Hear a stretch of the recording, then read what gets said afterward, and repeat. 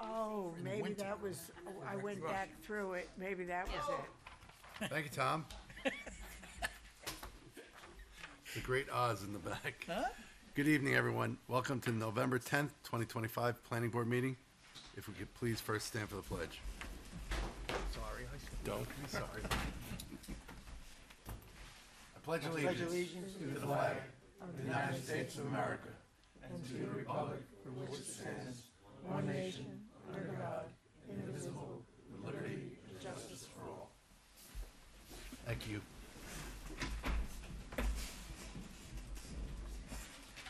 Okay, we have no correspondence. We have meeting minutes from October 20th, 2025. Any corrections, alterations? Do I have a motion? Motion. Second?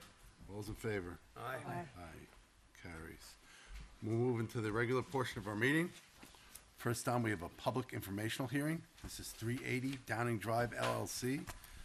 Address is the same. Do I have a motion to open the public informational hearing? Motion. Second. All those in favor? Aye.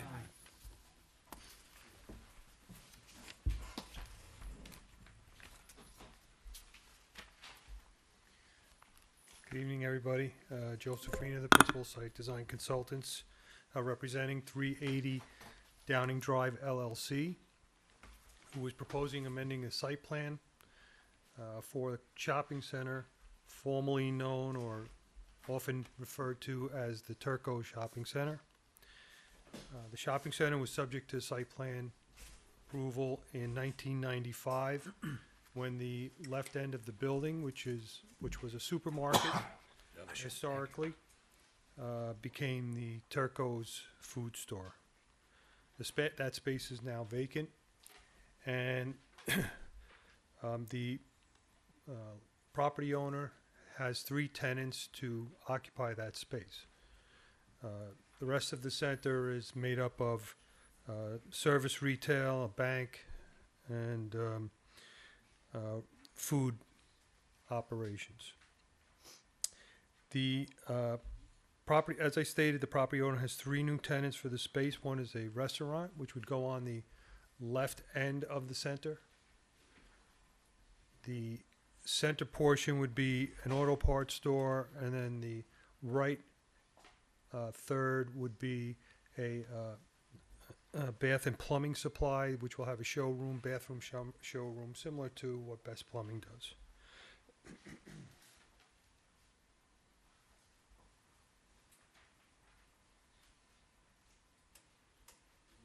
Okay.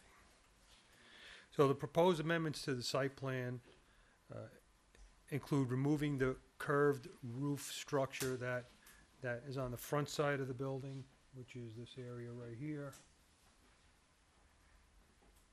That little curved area right there.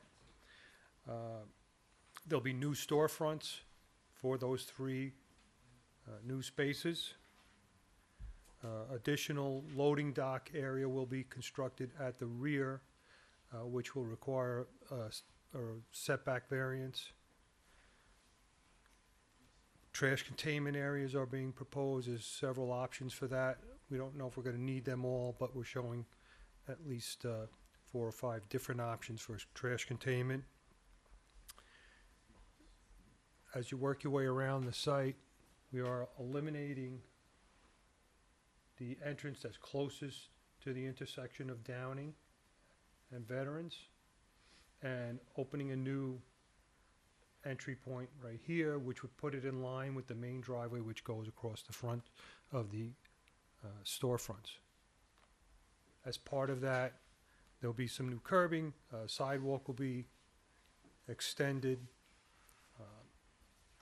and restriping will occur to create or relocate parking that would be taken up by the new entrance.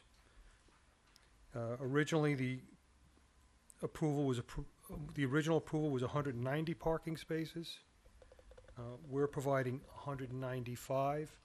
With the restaurant use, however, 229 spaces are required, which would require roughly a 15% variance in that, but we think that that's justifiable with the proposed use of the restaurant and the overlapping hours that will not create a conflict. So at this point, the applicant is looking to move forward with this. I met with the planning staff last week. We talked about some possible changes to the facade of the building, which are not represented here yet, but the architect will be looking at that. But that is the new look of the center with the storefronts. There'll be some signage that'll go up where originally it said Turco's. We still don't have that defined yet. And anyway, so we're moving forward with that. We would like to, if possible, set up as soon as possible a formal public hearing, because the amount of changes are not significant. And we will also need to go to the zoning board, so we'll need an endorsement from the planning board to go there. Okay, thank you. That's This is a public informational hearing. Anybody from the public have any interest in speaking on the application? I think everybody's probably pretty happy to see that vacant space filled. Anything from the board at this point? None. Yes. I'm still concerned with the setback in the top by the new loading area. Yes, Originally, I saw a 13-foot 2-inch setback, but that's actually from the property line, and then there's a 6-inch curb in there as well, right? right. So the actual clearance for vehicles is going to be 12 feet only. And I just want to make sure that that's adequate. That seems Well, pretty we've modif- narrow. Yeah, we've modified that now. So what we've done is Yeah, we've taken, we've taken some off that proposed loading dock, okay. increased it to 15.5 feet to the curb. I didn't see that on the. Yeah, and you don't have that rendition, I have it though. Okay. Right. That's good then, thank you. Anything else from the board? Nothing else here. All right. We'll see if we can get them, I guess, Yeah, are you gonna go to the zoning board first, though? We have to send them there. You, Get the variance? you tell me which is the path you want us to take. We'll, I think we would refer it. We refer a plan that we Yes. deem So acceptable let's, here. you're to right. them, right? So let's get Right. the, I mean, you could still have the formal public hearing and then just make that we could subject do to. it tangent, yeah. Yeah. All right, so. Yeah, just, there's not even 30 days between now and then, so we might not be able to close it just because I'll have to do the seeker circulation. I Well, mean, Well, but we could shoot for December, right, for that? I'm talking about December, Oh, sorry. you are? Okay, It's December 8th, so. okay. That's fine. I mean, we may have to get go to the comments back. ZBA anyway, so if we can't hit that mark, then we'll go for the next meeting, Okay, whenever that may be. You only have one meeting in December? no, there's two. So if we can make the second meeting in The December. zoning board only meets the beginning of December, though. Right. All right. Joe, do you know, do the tenants have any expectation of when they get in? Well, as soon as we can get site plan approval, they can get a building permit to finish the spaces. The building inspector won't issue us a building permit until we have that done. All right, it's probably a good idea, as you always do, go into the office and just work out the details. Yeah. All right. Okay, Yeah, we Thanks, Joe. talked about some other details with Right. the landscaping and lighting, if we could Mhm. just get all that submitted for that hearing. All right, okay, thank you. great, thank you. So I have a motion to close the public informational hearing for 380 Downing Drive LLC. Motion. Second. All those in favor? Aye. Thanks, Joe. Thank you. Next, we have a public hearing. This is for the Partry Golf Course, also known as the T-Bar. This is 795 Route 6. Do I have a motion to open the public hearing? Motion? Second. All those in favor? Aye. How you guys doing? Good, how are you? Matthew Behrens, I'm the architect representing the application. Anthony Stallone, one of the, One of Carmine's partners. So this application was for various improvements to that par 3 golf course, the property. The improvements included enclosing an existing patio, adding a snack bar, and some temporary exterior lighting for night golf. We've indicated the location of the service and storage yard on that lower left corner. And through various meetings with the board, we've addressed some of the concerns specifically around the parking. We've agreed to do the parking lot striping, as has been pointed out. And the big piece is the connection of the property to the sewer, which has now been approved and is going forward. Pretty straightforward. Establishment's been there for a little while now. Very successful. I think everybody in the community loves it. This is a public hearing now. Anybody from the public want to speak to the application at hand? Please. Yes. Yeah. Just got a name and address for the record.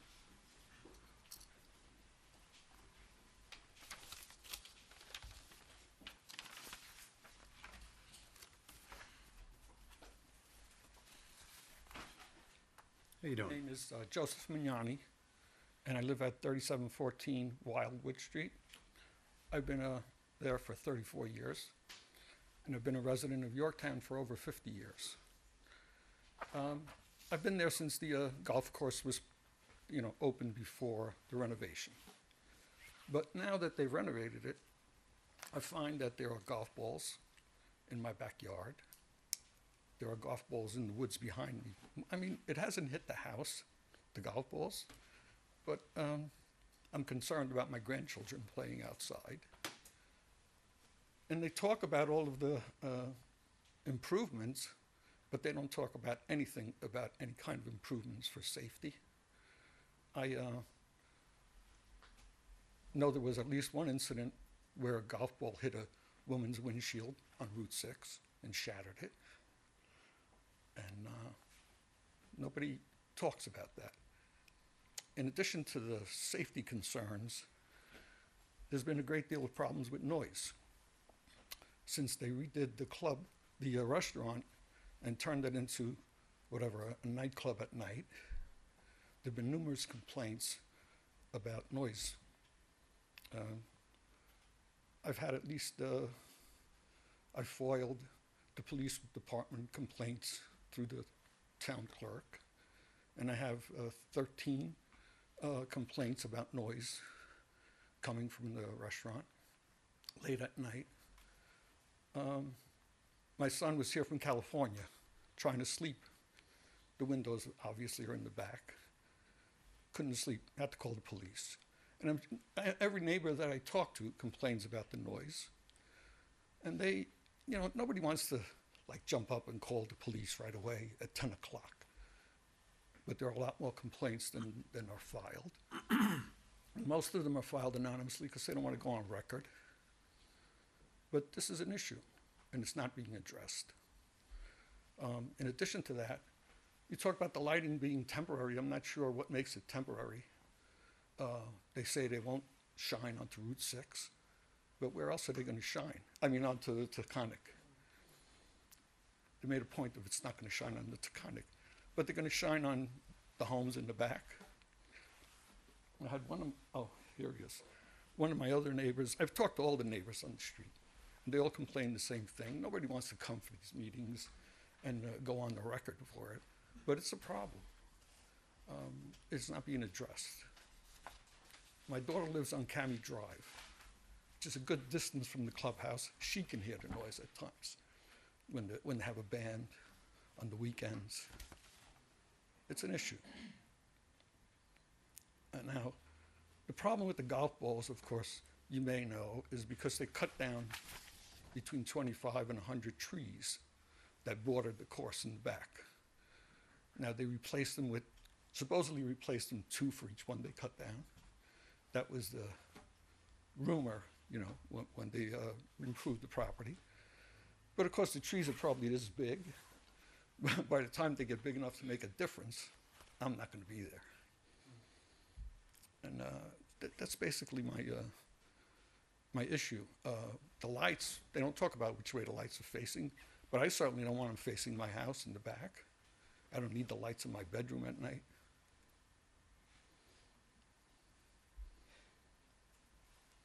Okay. All right? I mean, I know they're not going to replace the trees, but maybe they could do something with some kind of netting that would prevent the balls from coming towards the residents. Okay. We'll certainly ask them. All right, thank you. Thank you for coming. Anybody else from the, please?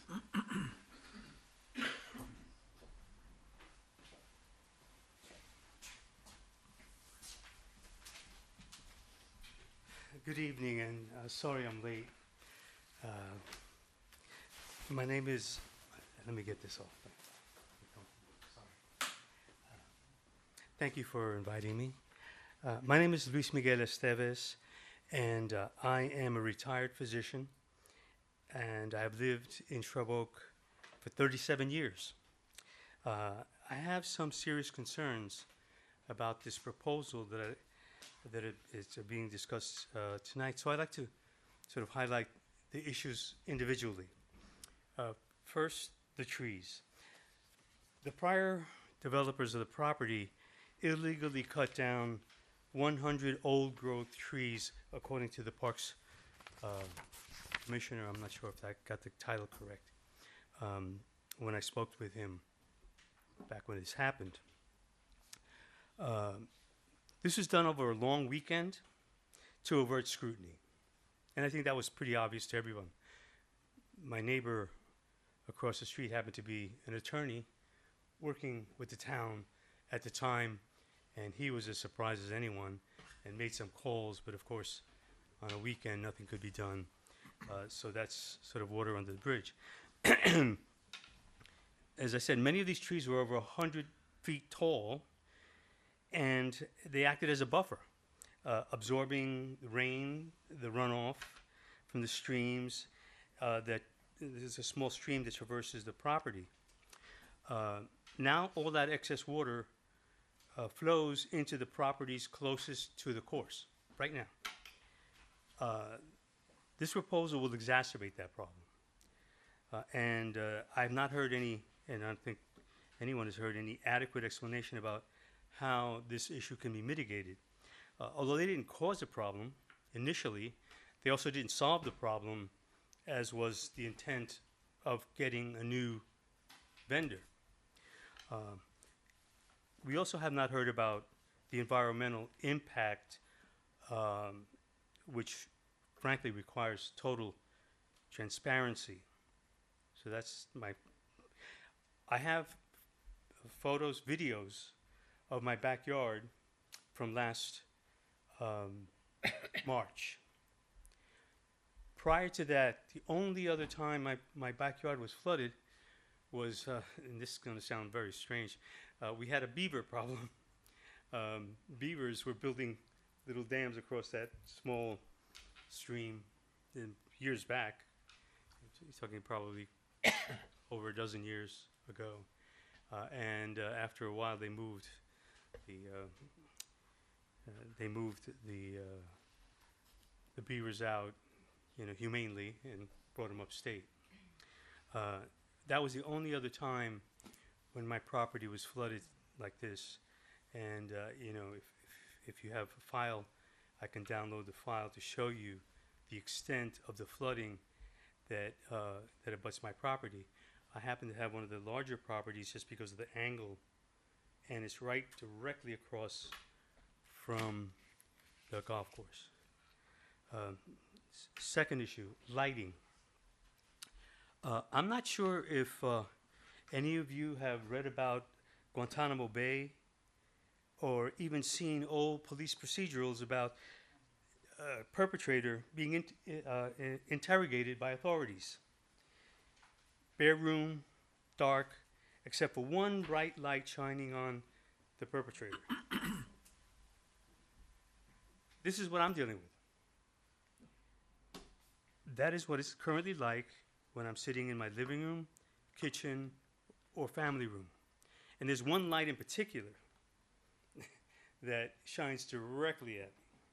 So there's no avoiding it. You could put curtains or whatever to try to mitigate it, but, you know, I feel invaded. Never used to happen, even when, you know, there were some special events and they had lighting, because of the trees. So the two were tied together.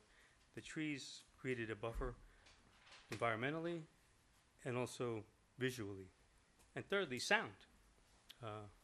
You know, you can hear a lot more now. And if I could describe what this is like driving with the opposing traffic having their bright lights on.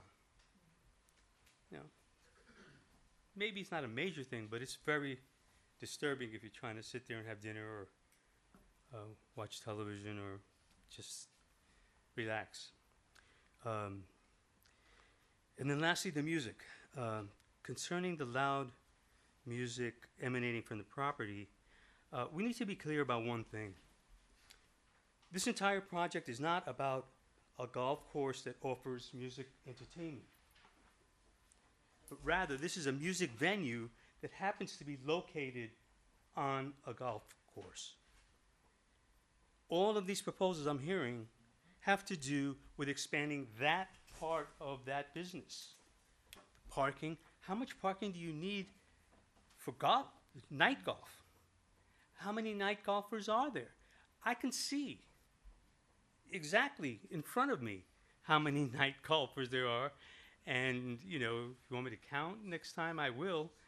But there are very few. So why do you need additional parking? I'm not buying it, frankly. Expanding the fire pit, the additional parking, the increased lighting, they're all intended to augment the vendor's ability to accommodate a greater number of patrons for that specific purpose. So, again, and even if you do night golfing, how much more parking do you need? I mean, I've never seen more than half a dozen people on this course, 2 or 3 at night, perhaps. And my neighbor mentioned the numerous noise complaints. The truth is, very few people do complain. Very few people complain. I've complained twice in the last 6 years when it was past midnight and I had to get up early in the morning. So I think that we need to take the broader view of this. Not only, you know, the disturbance on the neighborhood, but also the environmental impact and the additional drainage that's going to come back towards all of the properties. I've not heard any satisfactory solution to that, so I appreciate getting further clarity, and thank you for allowing me to talk. Thank you. Anyone else?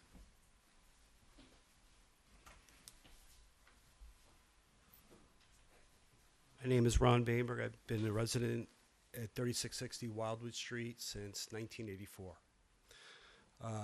One comment I would make in regard to the gentleman that was just here, it's not that calls to the police don't matter. The police have been told they can't do anything. Now, for me, regarding the sewer hookup, who pays for that? Okay. Well, I'm asking the question. Oh, we'll let the applicant answer. Well, let's, You're gonna pay for that? Okay. if we could ask all the questions, and at the end, we'll have them respond. Okay, perfect. Thank you. When they first opened, I went there opening night, met Carmine, met, I don't know if his name's Chris or Butch, one of the other owners. And they both said the same thing. They said they wanted to be good neighbors. We said, fantastic. This place has been abandoned forever. We'd love you to be good neighbors. That lasted a very short period of time. I called the police once, and it was made clear at that point the police couldn't do anything. So I never called again. we finally got to the point where me and 5 of my neighbors came to Ed's office here, and we told him what's going on. After a few more phone calls and episodes talking to Ed, finally, Ed came to our house. He heard the music. It's bass that is the problem. It's low frequency, and they've been made aware of this problem. Carmine came. The other owner came. They heard it for themselves. Carmine's exact words, "This is not acceptable." So we thought something would be done. Over time, they moved the sound system from the outside to the inside. It got better. Not great, but better.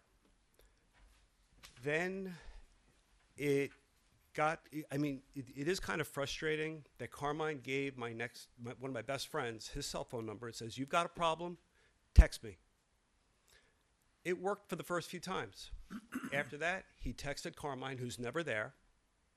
The music goes down for 5 minutes, maybe 10 minutes, and it goes right back up.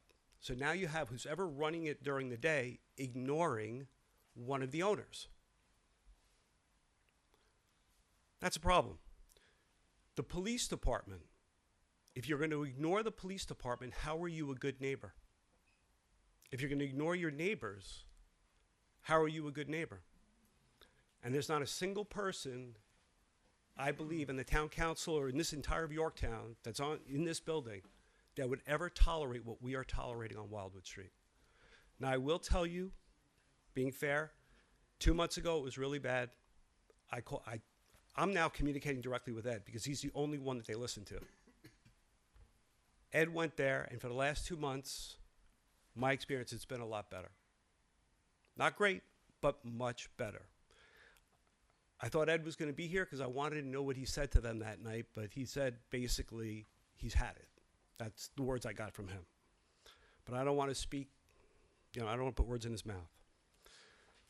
I guess the thing that I'm confused about also is, besides they're not listening to the police, they don't listen to the owner, they know there's a problem, but we all know they're making a hell of a lot of money. If they've already built a lot of these things that's on this form, correct? My neighbor got stopped from building a deck because he didn't have permits. And they shut down the work. How is it that an entity can have all of these structures built and still allowed to operate? It doesn't make any sense, does it? I don't think so. And I'm standing here in front of this microphone. I still want them to succeed. I want you guys to succeed. Please address us. You got it. Address this Okay. board. I want them to succeed. But they've got to start respecting our neighbors. They've got to start respecting me, everybody else that's coming here, and they've got to respect the police department. Because those are going to be the same people that are going to show up when things go wrong there. And, they want to go into the sewer system and they're going to pay for it. I'll be honest with you, I'm fine with that. I don't care about that. But they can't get that. They can't keep building illegal things. They can't keep getting paid money and not caring about anybody else around them. And this is a recourse. It's starting to become a question as to what is going on. And I've already retained an attorney. I have not pursued anything further, but I've retained an attorney, and I've made him very well aware of it. And there is another level that this can be escalated to with the New York State Liquor Authority. And I'm putting it on record because I've done my homework. 6 complaints, verifiable complaints that are not intent of one person. 6 complaints within 60 days. It's right on their website. New York State Liquor Authority can revoke or suspend someone's alcohol license for repeated nuisance complaints. That puts them out of business. I don't want that to happen. I want them to be good neighbors. And I also wanted them to hear this because I'm here, I can't say on behalf of all my neighbors. I'm here on behalf of many of my neighbors, and we're all tired of it. Thank you for your time. Appreciate it. You have any questions for me? No, if we do, well, thank you. Anybody else?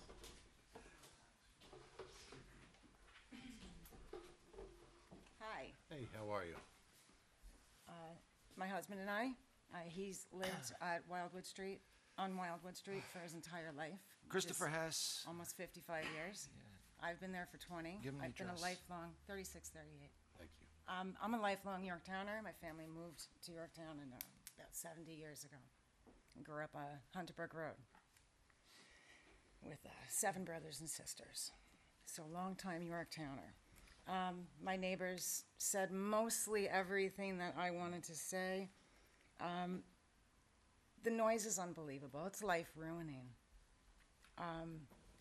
We had our house re-sided recently and spent how much extra to have the insulation double in hopes that it would drown out some of the noise. Noise dampening, better windows, and it made a difference Slightly. on the higher frequencies. The lower frequencies, I don't know how to attenuate that. I've been trying everything. Yeah, it doesn't work. It is pounding bass, and like my neighbor said, that it's a problem. And we, again, we don't immediately just jump the gun and call the police to solve the problem. In the beginning, we tried amicably, cordially, dealing with them themselves and calling the restaurant and speaking to different people to try to find a solution for this. And it might work for 5 minutes, 15 minutes, but then it just escalates back to the levels where it was. And then at a certain point, they just got tired of hearing from us. And I'm not talking, if it starts on Thursday or Friday, whatever the days are, and Saturday and Sunday, depends on, I guess, if they have bands playing or not, because it changes a little bit. So we don't call 3 days a weekend. You know, it might be once, twice a month. But rest assured, the other days of the weekend in that month, there is still booming noise from there. So we are trying our best. Basically, we end up calling when we are just so done, just done. It's to that point. We don't immediately pick up the phone and call every time, the booming starts. If I could ask, what time are we talking about? Like, Sometimes they'll have an early, it probably may be a party, and there will be a band there early in the day. We tolerate that. I don't think that I've ever called the police before 10 at night. So we'll put up with It it could for start at 2 or hours and 3 hours. in Yeah, the it can be in the afternoon. afternoon. But the weekends, regular stuff that they Yeah. do, How late are they especially in the summer. I'm sorry. How late are they open? You'd have to ask them. Sometimes we hear that We- music definitely past 10. Past and midnight at times. Maybe sometimes 11. I mean, Yeah. we've got noise canceling, we Yes, try it's- everything we can. Yeah, it's often, and sometimes it's quiet for weeks, and then it starts up again. We just never know when it's going to happen. But when it does, I can't be in any of the rooms on that side of the house. I just can't do it. I have to go lock myself up in my office and shut the doors because I get really upset after a while. It's definitely life affecting. And they just don't care. Which brings me to my next fear. In knowing how little they care about their neighbors, these lights, I mean, what if it's really a problem? And we have I have zero faith that they will work in any capacity to make life tolerable for us when it comes to those lights. And then with the lights, there's the environmental questions. Now, I know that an environmental study is supposed to be done, wildlife. I don't see any evidence of that anywhere. And I also did a DART search, and I can't find any evidence of a wetland permit at all, anywhere, ever, frankly. So that's a little concerning to me as well. So, lights definitely impact the wildlife and the insects. And they sure affect people. It looks like he's ready to say something. Sorry, Oh, yeah, okay, I'm okay. just, We're just checking on the point you're making, but we'll Okay. get to you. We'll All right. respond. I would like to know if there is one. I couldn't find it. Yeah. I could find any of the studies. We're gonna try to get the town engineer up here too. Okay. Can I interject for a minute? I didn't see it on there because when I was trying to, everything's online and it was very small for me to see. I couldn't see what type of lights they were. The light that's there now existing, it pretty much looks like an LED because it's bright white.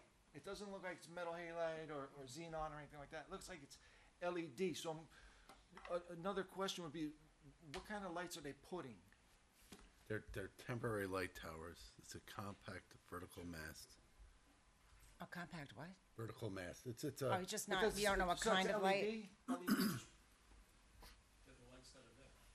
yeah, they're on site now. LED. Oh, it's okay.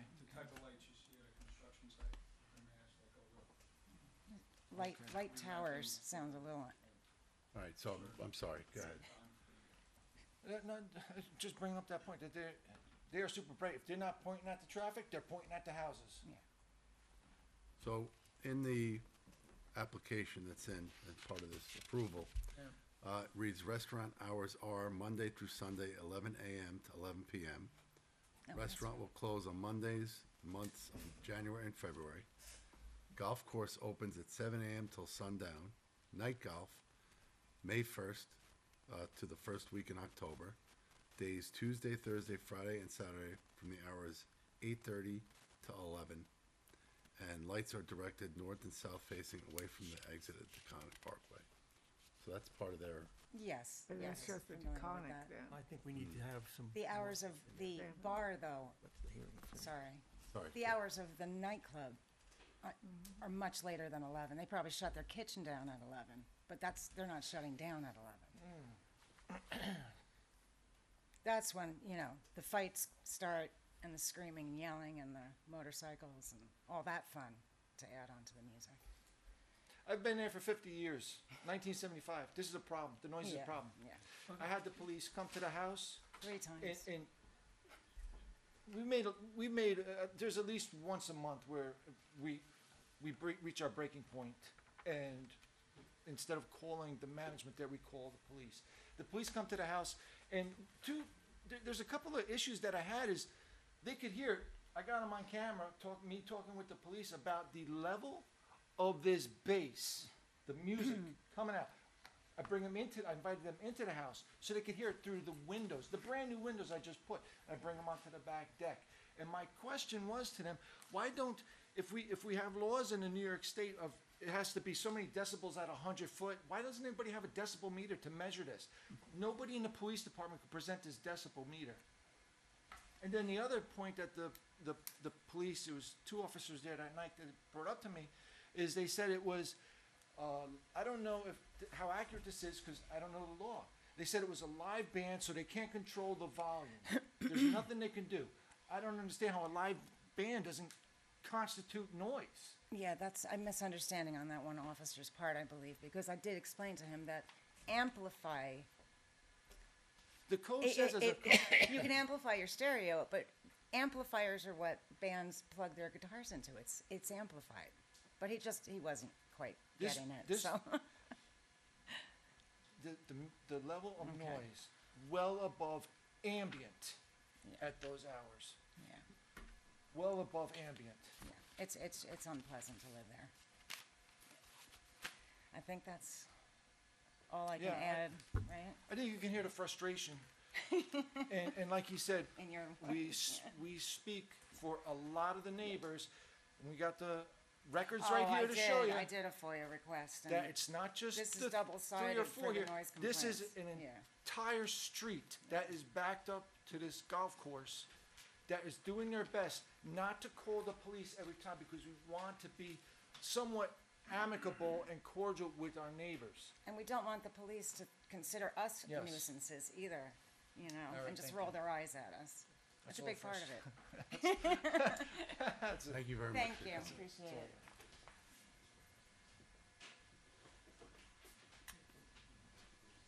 it. Good evening, Susan Siegel. While I'm speaking here as an individual, I do want to add that I am a town board member. And as a town board member, I have to say I have never heard these complaints before. This is the first time I have heard them. But the town board did pass a revised noise ordinance some time ago. I'm sorry, I couldn't find it online. And I know that we had restrictions on hours, and it was for residential and also commercial establishments, and it differed on the weekends. It did not distinguish between live music or amplified music. It just did, and I think there were decibel levels there, and I think there was an understanding that the police department was supposed to get a meter to measure decibels. Otherwise, why put a decibel limit in if you can't measure it? So considering these concerns, which I'm hearing for the first time, I urge you to first look at the noise ordinance, and see what it says. And the comment that the police can't do anything, again, I don't know what the timing is and when this music is extending, because I'm sorry, but I don't remember the details of the law. So I just urge you to look at it and clarify that. Thank you. Thank you. And just so you know, on the Yorktown Police Department website, in their FAQ section, is the section about noise ordinance. It does. So it does show that the hours, and it's, as you said, Susan, it differs from commercial versus residential. It addresses lawn care equipment for the morning day, but obviously also noise, just like that's being talked about here. So it's there, and it's also obviously in the Yorktown Town Code. So I'm just curious, what does it say for weekends commercial? essentially, the noise ordinance is enforced between all the hours except between 11 p.m. and 7 a.m., or it's enforced between 11 p.m. and 7 a.m. And there's quite a bit of detail in terms of the decibel levels and various things. So. Remember, we spent a lot of time on it, and there were some changes. So that's interesting. It's on the police department's website, and if they say they can't enforce it, so if the noise is going on at 11:30 p.m., Correct. then clearly it's a violation. Right. And it does specify decibel levels. It does. Yeah. But, so it's, in fact, there can be nothing over 70 decibels, which I'm not quite sure how loud that Where is. is it measured from? That's in here as well. Distance Yeah. from the commercial to a residential or multi-dwelling. There's a lot of detail. Yeah. So this may be a question of just enforcing the codes we have, which is a problem in many cases in Yorktown, unfortunately. Thank you. Thank you. So, as Councilwoman Siegel just alluded to, this is the first time we're hearing about the noise complaint. And we've been at this for some time. Hey, Sergio. I'm sorry, it is or it's not? This is the first time we're hearing about noise complaints. Honestly, I wish I would have known about this as we were going through the process, because we could have clearly worked with the applicant. Hang on one second. That being said, I know we've talked about the light issues and how you plan on addressing that. Maybe we could talk to that first. Well, why don't I give you the opportunity to talk to the comments or the questions that we had? First off, I apologize if this has been a problem for you guys. As Rich said, this is the first we're hearing of it also. So I understand that complaints may have been made. We will address them. How is this the first? Oh, wait. We can't, guys, if we could, we gave everybody the opportunity to speak. We'll give you a second opportunity, but let's have them. And again, I'm not addressing anything operational. I'm addressing You're the the architect. site plan, right. So in terms of golf balls, one of the neighbors mentioned netting, not a problem. If that's an issue, we can easily put up some netting. I think we've talked a lot about the light fixtures. Those have baffles on them, so they can be adjusted. We will certainly do whatever we need to do to satisfy the neighbor's complaints. So we can close the baffles a little, which will focus the light a little bit more, as opposed to putting it on a wider spread. We can turn them so that they're facing away. I mean, the south border is really the only place that borders any neighbors. On the left, we have the Deconic. On the north, it's Route 6. And then on the east side is the mall. So if we can push them further away from that south border and make sure that those ones that are close to that south border are focused more toward the inside, we'll do whatever we need to do. And, and the lights are gone. It's November, so October 1st, they stop the night golf. And the noise? Well, that's operational, so I can let Anthony speak to that. But again, I know these guys, and they will do whatever it takes. It's not, one of the neighbors mentioned that Carmine came to their house so he could experience it. He's given them his cell phone number. They do care. So tonight, some new information's been brought to our attention that we clearly have to look into, right? That's why we have these hearings. Yes. I just did see the town engineer walk in, Dan Ciarcia. And in defense of our excellent police department here, we'll have to talk to them, because again, there's no one here to defend their side of the story. But I think we all know what a great job they do, and we're very appreciative of them. In this case, again, we heard all the residents, and we certainly hear the frustration about the music end of this. I do think we are going to have to kind of step back and take a look at that end of it. Yep. At this point, I don't think there's any action we're going to be taking tonight. We clearly got some homework to do, right? And just in defense of some of the things that we did here, the current owner had nothing to do with the original violations that were out there. And we heard, someone had a deck built next door and they were stopped, and why wasn't this? Again, we're not the enforcement agency. We just hear the applications. I do know there is a contract with the town board for this property. Let me just jump Go in ahead. and add something. This project didn't come out of nowhere. We had an approval on this project back in 2021, under which most of the work that is is there now was done. The technical application tonight is to modify something that was already approved by this board in order to permit a sewer connection. In reviewing the status of the project as operated and built, we dealt with some other issues that were beyond the scope of that initial application to modify for the small thing. And we talked about lighting. And I now see that we need additional information to talk about lighting to protect against spillage of the light off the site, okay? The noise complaint is something we're gonna take seriously.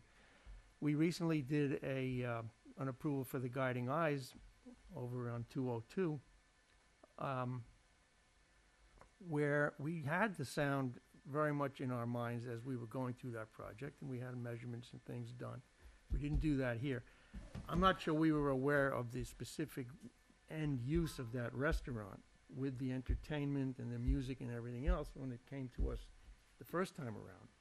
One of the things we didn't get the first time around was specific hours of operation. But those that are now proposed to us, we now can consider, is 11:30 too late? 11, something to address the concerns of the neighborhood. And so that's what Chairman Fon is talking about when he says we've got to go back and consider some of the things we heard tonight. Do you guys have anything else you want to add at this time? We will definitely work on the noise complaint. I understand. All right, And we so, will work on thank you. it. Time-wise, I understand it. Noise ordinance. Anybody else from the, go ahead. You want to come up? Yeah, you have to come up, That way people can hear you at home. right? And you don't want to upset Tom in the back. This is my first town meeting. I've never come to a town meeting before. In 50 years I've been here in Yorktown. My question being, since this is not a complete representation of Wildwood Street, which borders the golf course, would an affidavit or a petition or something from the neighbors, like if I could present something like that, would that help? What was your first name again? Chris. Chris. Yeah. First, we appreciate you coming. We understand this probably was not easy. Well, you brought, your neighbors have brought something to our attention that we have to look into. Okay. All right, so what we're going to do is take some time to do some homework, right? So we've got members of planning staff here, we've got council people here. We've got to do some homework. Again, as we're hearing for the first time tonight about the noise issues, right? We knew, even ourselves with the lighting, we had some concerns. We talked about it with the applicant going through. Clearly, this is a very successful business here, which I think everybody appreciates. I think all you said it yourselves. Everybody wants them to succeed. But this is the first time we're hearing about the noise. So what we're going to do is probably adjourn the hearing or keep it open. Yeah. So that we could do some more homework. Because again, we're hearing this for the first time. So we have to do homework, right? And we're gonna work with the architect, the owner, the town, because we are the ultimate owner, they own the business. But we ask you to give us some time to do that homework. All right. All right? Thank you. Did you want to say something else? To help with the homework, low frequency does not get picked up on a decibel meter. So the town ordinance does not allow for enforcement of the base sound because low frequency will not show up on a decibel meter. It shows up on, I forgot what the name of the meter is, and the town ordinance does not cover that. Understood. That's the first thing. In regard to I believe it's the architect, I don't want to turn around, but the other gentleman that was here, Carmine has been called numerous times, yet we're still here talking about it. So it's not being addressed, and it may be the first time that he's aware that there's a sound problem. It's the first time that you're aware that this is a sound problem. It's not the first time the police is aware there's a sound problem because there's over 34 complaints in the last 12 months. I hear what you're saying. I just don't want to hear that the owners don't know that there's a problem. All right, I hear what you're saying, and I'm going to adamantly defend our police department because I'm not sure what the I'm background not is. blaming them. All right. All I'm asking is you have to give us, again, it's the first time we're hearing this. This board. And it sounds like the town board, too, members of the board. So what we need, you've come to the right place to vet your frustration, right? Because this is what these meetings are for. As a group, we're going to need time to dig into the details on this. So at this point, we're not going to close the hearing. So it's going to remain open so that we can look into these matters. All right? Okay. Thank you. And what that means is we're gonna reconvene at some point this very hearing before we finish, okay? And so check, I don't know if you subscribe to our agendas, but there's a way of getting our agendas in advance as also for the town board. And if you check, you'll see if it shows up that night, then you'll know that we're gonna reconsider, continue our work Okay. publicly, okay? Appreciate that. Thank you. Just so I could speak a little, on behalf of the town board, we are aware of the noise complaints. I think it's more about the base. So I don't want you to leave here thinking that, it's a restaurant, it's a place that's never been there for years and years and years. So anything is going to be different than what you guys have lived through on Wildwood Street, as far as noise. We have tried to address it, and the applicant has taken strides toward. I'll agree with that. It's fact. It's a fact. I'm not going to lie to you, and I'm not going to sit here and pretend like I didn't know about the noise complaints. I know that we get noise complaints from where Peter Pratt's is too. It's just part of the part for the course. Unfortunately, it's a bad pun. But we have spoken to the applicant. I've been there several times to tell them, hey, listen, I know they've changed the way they point their speakers. But I think with you guys, I think it's more the bass, the thumping part that really That's kind what I'll of speak to. that really comes to you. The bass to comes you through the guys. house, and you weren't here. I started off in the beginning saying, from day one, I want them to succeed. I still want them to succeed despite what me being here. But if they want to be good neighbors, they've got to start listening more than they have. And Yeah, I will this have is a where we're at. conversation with them privately as well, about that. Once again, I know I had thought that the steps they had taken to mitigate it were working. It helped. Okay, great. I'm thank you for. I'll for be doing that. honest. It helped. Yeah, no, I'm being honest with you too, man. I get it. You know, you guys, there was nothing there. It was like trees and a defunct golf course, and now all of a sudden it's a pretty popular place. It's a happening place. It's a nice place, and it's different for you guys and your experience. And I apologize for that. But one question I have is, I know that as far as the sewer connection part goes, is there anything that they could get that going at least before we could, because it's an issue for, and that's another problem. That's kind of like a health problem, and that's something that I'd like to see addressed immediately as well. There's less leverage. Well, I get it. I get it. We got the leverage. That's not a problem. We could make it happen. I'm not saying close the hearing. I just don't know. There's a small time window for this kind of an upgrade, which the applicant is paying for and the town will benefit from. And I will address with Anthony and with Carmine. I will go speak to them myself as well, and see if there's anything more that can happen, has to happen. Okay. It's not whether it can, it has to. It has to happen. And Doc, I see you. Do you have anything new to add?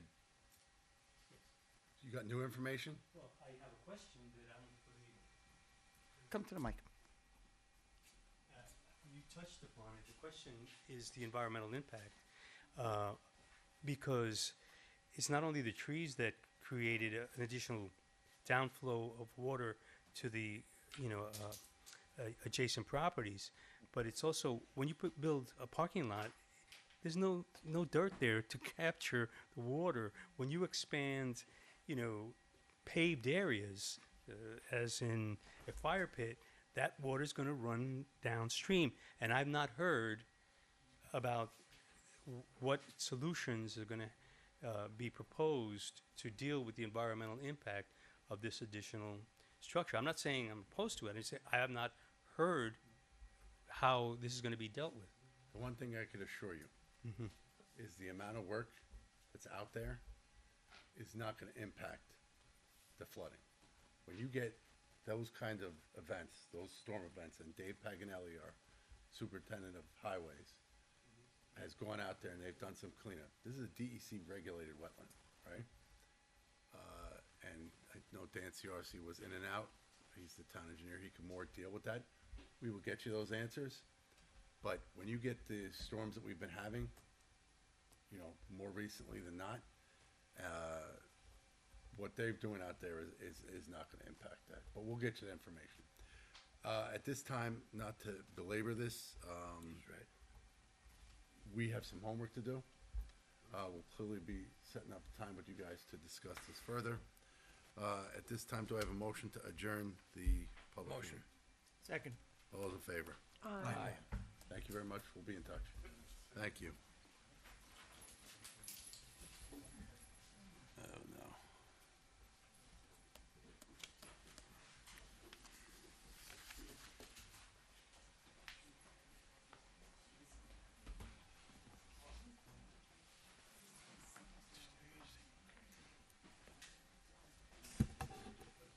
Word testing me now. I hope so. We'll find out in a second. All right, next we have another public hearing. This is Mondrukis, locations 3665 Barger Street. If anybody does want to talk, if you could take the conversation outside, please. Appreciate it. Thank you. Do I have a motion to open the public hearing? Motion. Second. All those in favor? Aye. How you doing? Good evening, Mr. Chairman, members of the Planning Board. My name is Judson Siebert of Keenan Bean PC. I represent the applicant, Dino Mandrakis, who's here this evening. I'm joined by our project engineer, Greg Cacciapoli, and architect Carlos Straber.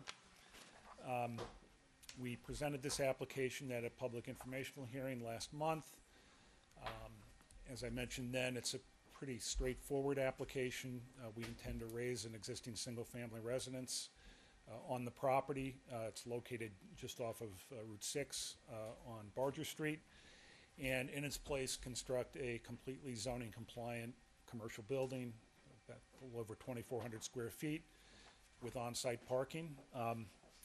Since the public informational hearing, the applicant appeared before ABACA. We have their comment memo and really positive, some tweaks with regard to site aesthetics, which we can address. The referral to the county planning board has been made. You have received their comment letter, which was issued last week, and this evening we received the town engineer's comment letter.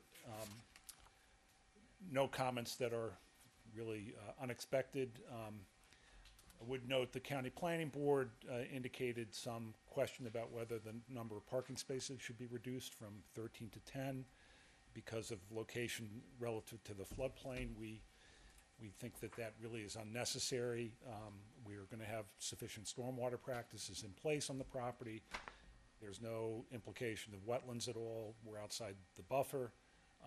And I'll let our engineer speak to that. But I'll have him quickly walk through the application. If there's any questions, we'll go from there. Thank you.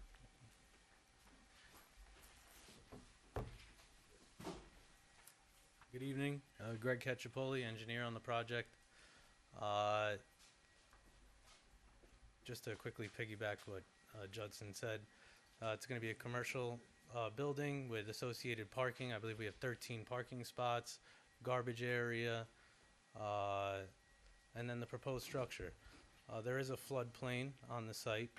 I did briefly meet with the town engineer to discuss the plans. He gave us some feedback, which I think all is easily addressed. We are not filling in the floodplain, so we're not taking up any storage volume, which is also, a reason why I don't think removing parking really changes anything. And that's really it. If there's any specific technical questions, I'm able to address them. Thank you. Good evening. My name is Carlos Sosa Striver. I am the design professional for this building. We are in the C2 zone. The building is 2,450 square feet, 15 feet high. All the zonings, we comply with the zoning area. Everything is clean. I don't know if you have some question about. We're here to answer. Square footage of the building and use? Do we have The any- use is commercial. It's for future tenants. We still don't know what company will we. And the parking that's. The parking is with Compliant. yes, compliant. All the zoning is complying with the. So if we followed the county's recommendations, would that put you in non-compliance? Yes, will be compliant still. Even with the reduced? no, Yes, okay. yes. Okay. Do you guys have anything else to present on your side? It's a pretty straightforward application. Wanna say something? I think we addressed the last time when we cut the parking spaces down. Yeah, With the employees and things like that, that Yeah. it won't be able to Yeah, be yeah, conformed. yeah, That's the only question. Yeah. I have. Understood. This is a public hearing. Anybody from the board want to comment on the application? Diego, did you have your hand up? No? Anything from the board at this time? So just a quick, in the previous picture, and I guess here as well, will it have a proper sidewalk in front of it? So Yeah. is it essentially extending the sidewalk from the Yes. funeral home? Okay. This is a landscape plan. It's a pretty straightforward application. Yeah. We Any also issues, Robin? comply with the architectural review board. We comply with all requirements from them. Yep. We clear from there. I think Mr. Mondrukis has always been a good neighbor to the town. Well, if they could address some of these comments from the town engineer and the others in writing, and we can prepare a resolution for the next meeting. So if you can get Work on together that. with the town professionals, especially Dan, who's been in and out, make sure everything's addressed. Include Robin in the meeting so that everybody's on the same page, and we'll get it moving forward. Thank you. Okay. Thank you. Thank you so Thank much. you. Thank Have you. a good night. Guys, have a Motion to good night. close. Oh, thank you, Counselor. Motion to close public hearing. Motion. Second. Second. All those in favor? Aye. Aye. Good night, guys. All right, we're gonna move on to number 6, Toll Brothers. This is a decision statement. Locations 2302 and 2448 Catherine Street. All right.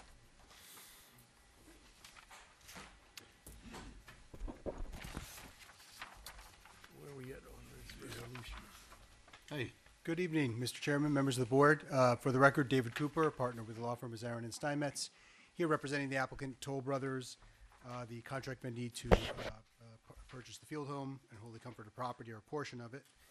With me tonight, as you know, is Kevin E. Moses from Toll Brothers, Paul Dumont and Diego Villarreal from JMC, the project engineers, and my colleague Jacqueline Cohen. We're here tonight. There's a draft or 2 draft resolutions before you, one covering the site plan and the special permit and wetland permit and tree removal permit, and then one covering the subdivision. We've reviewed it and happy to answer any questions. Had a couple of comments back and forth, but we can take our lead from you, Mr. Chairman, and go through it. why don't we go through the comments that you had? The one that's outstanding is the length of the special permit. So I think that the typical language, if it's not changed by your board, is the special permit will last 6 months if the project is not completed within that 6-month period. That's not feasible here because of the special permit being issued tonight or tomorrow when it's filed or whenever it would be. Construction itself is certainly not going to be completed within 6 months. What we're asking for is 2 years. Remember that the plat itself still has to go through DOH review, DEP still has to review it, and the units are typically built as they're sold, and so it's a longer process than typical, I guess, under other special permits. So we'd ask that the board modify that language. I think it's the last paragraph in the site plan special permit resolution to allow for 2 years to complete construction. What's the condition at the end of the time period? What has to be done? Completion of construction within 6 months.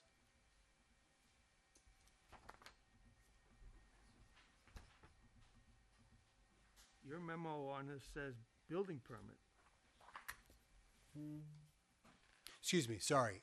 Right, the request is that a building permit be issued within 2 years. Right.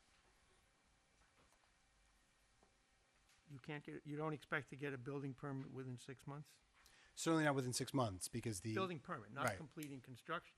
Right, because the DEP and DOH still have to do separate reviews, one on the plat, one on stormwater.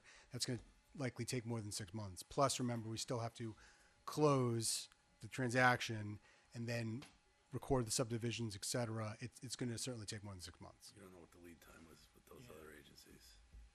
Yeah, well, we run into that frequently, and the applicant just comes in and says, look, I need another 6 months or another. Go on 3 months." extension, right? Yeah. We get that all the time. I would go a year. Why don't you go through the rest of your? Well, the remainder of the I think the comments were incorporated into the draft, and so unless the board has any questions about it, we're comfortable with all that language.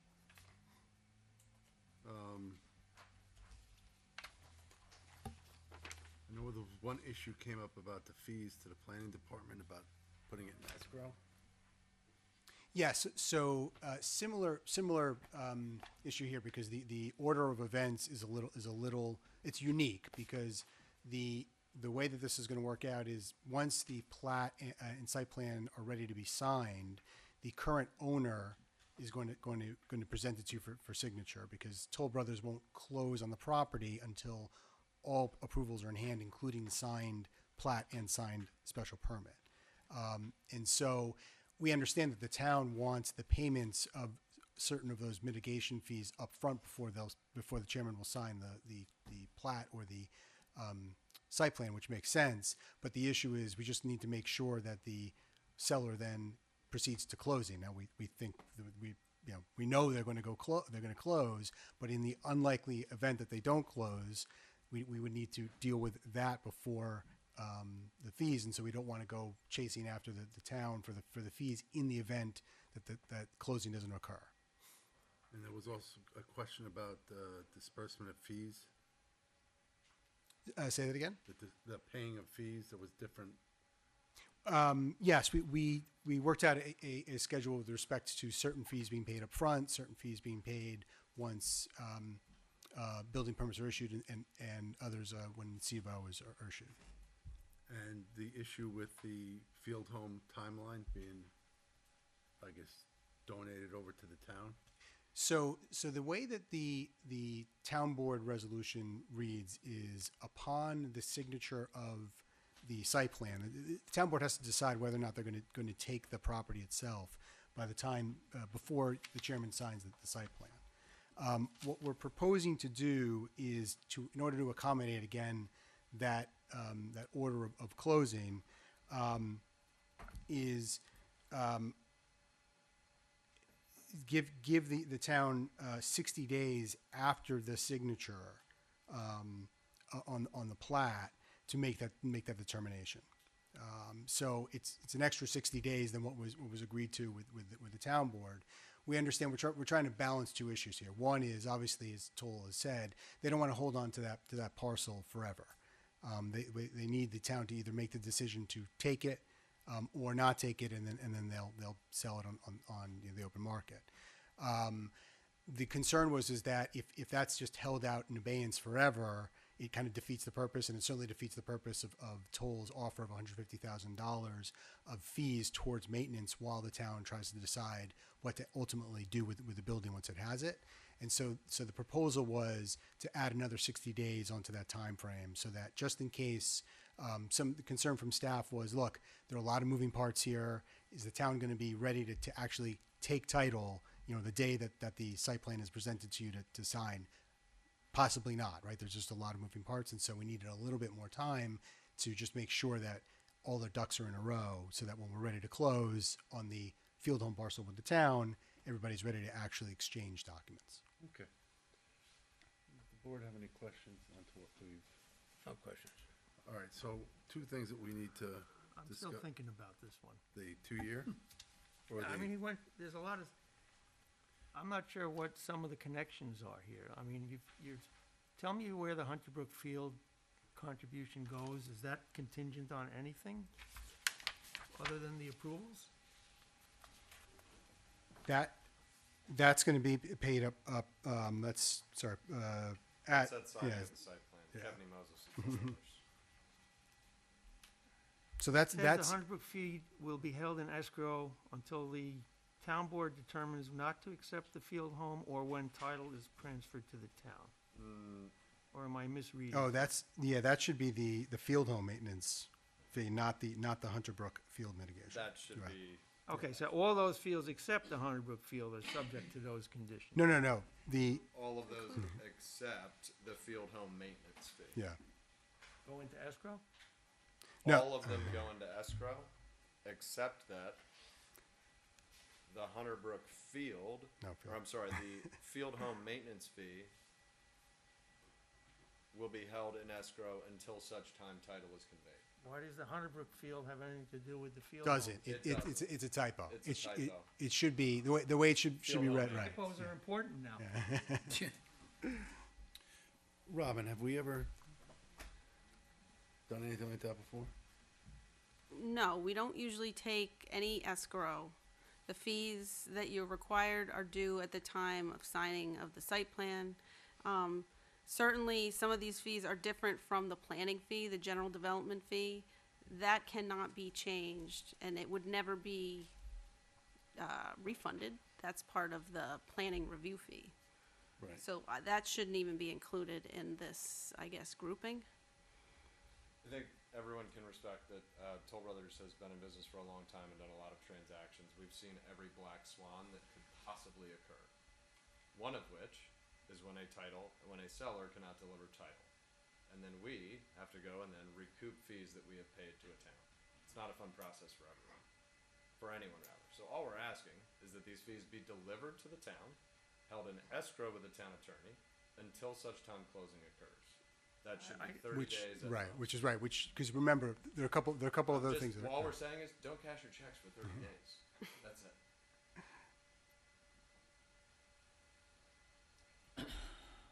We are without town attorney tonight. or representation.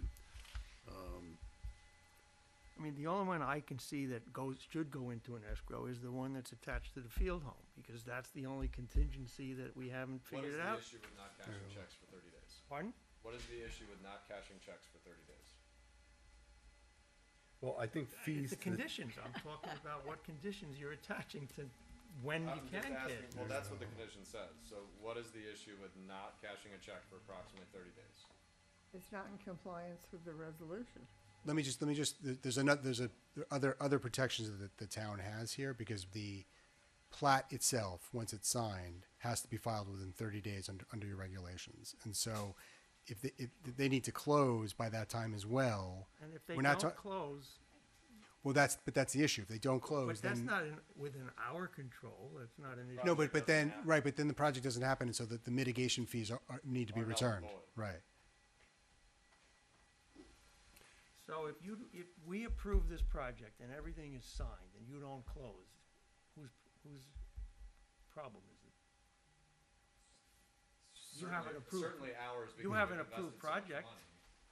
I'm just trying to understand, where we're going here. No, the issue in that scenario, and again, it's an unlikely scenario, right? We've gone this far, and there's a lot of money spent on all sides, and so it's going to close. But in the unlikely scenario that it doesn't close, project doesn't go forward, and so therefore, the impacts that the mitigation fees are tied to wouldn't occur either. And so trees the and payee, stuff right, like the that. payee payor is entitled to those fees back. And so all we're trying to do is avoid a situation where it's not that it's already been cashed. It's that it's sitting in escrow, and it's not going to be held out that long, because they're in a position where they have to force that they have to close or not. They're not going to sit around and not close. And I hope it goes without saying, we have every intention of closing and moving forward with the project. We know you do. Yes, sir. I think the one thing that I don't see going into escrow is the fees to the department for the review. No, General development? Right. correct.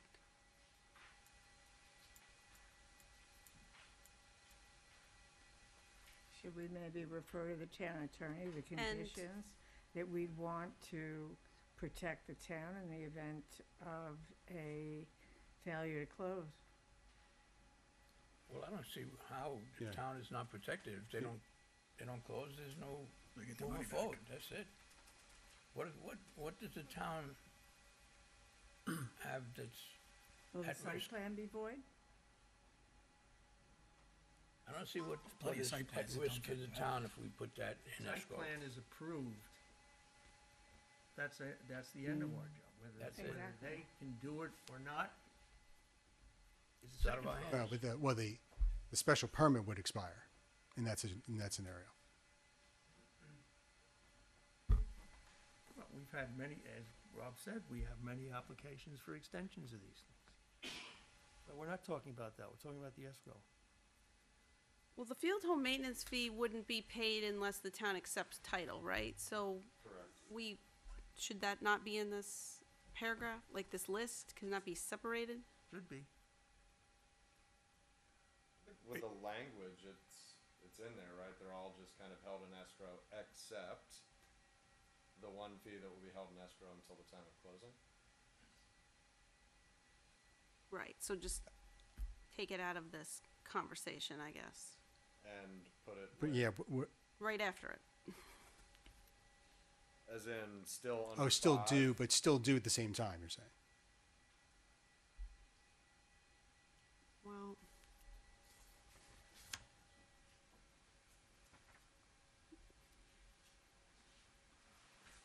Field home one is the one I can see going into escrow. I only wanted to put it up front, Robin, because if you do take title, I believe you're entitled to Yes, having that yes. money immediately.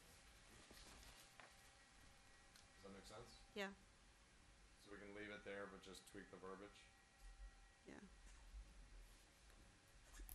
We are gonna take out the general development fee, though. And make that not escrowable, per se? Correct. That's just a fee in the master fee schedule. Which is paid up front, is what you want. It's paid before you sign the plan, yeah. Right. And that fee is basically for what? I'm sorry. The planning department fee for finishing and reviewing the application. For like in arrears? No, it's just a fee. I understand that, but if we're talking about work being done, is it paying for something, or is it just like a fee like everything else? If it's a fee like everything else, I would argue it could just be held in escrow. No, I think it's for work completed, right? Yes. So it is in arrears then over the Yes. past 5 years? Yes, it's always paid at the end. So the field home maintenance, the Mohegan EMS, the additional Hunter Brook rec fees, we could put in escrow. The general development fee we'll pull out. We're talking about,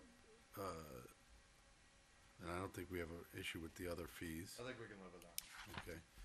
And for the extension of time, I think we're talking about a year, and it would have to come back. Does that work? You want us to come back? We like saying Sure. Okay. We get paid by the As hour. long as there are available extensions. They always are. Yeah, I mean, we didn't have any yes. today, Yeah. but it's kind of the, and listen, we get it. You know, there's other agencies you have to deal with that are gonna look at this, that are not going to, you know, might take a longer period I of would time. only give you my anecdotal experience. My last 2 applications with Department of Health have taken no less than 10 months. Yeah, And DEP has been on the same track. understood. Understood. And the board is okay with the rec fee and the tree mitigation fee being paid at first certificate of occupancy. I don't think this, I mean, No problem with that. and they're on the site, so I don't necessarily have a problem with that. Yeah, no problem. And there's a laundry list of fees here. Yeah, right. You know, spreading them out, I don't think is necessarily. $1 million. Hold up without a gun. You ready with them? I think so.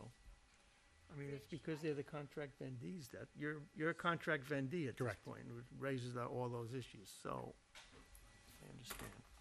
Rich, my apologies for speaking out. I don't think it's I'd like to public. raise an issue about the resolution. This is not a public hearing. Yeah, it's- We don't want to hear it. I know it's out of order, but it's. Not a public hearing. I just, Not the proper time. I think we've Aaron. gone past that.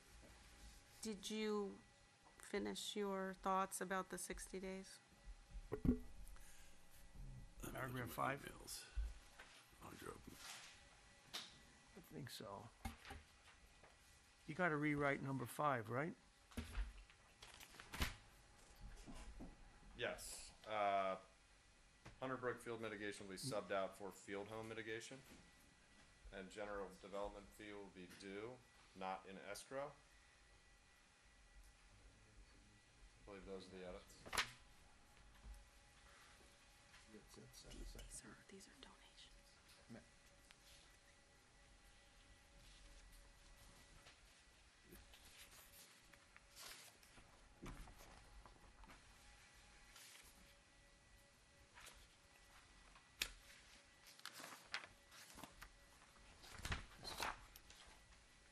Counselor, Think.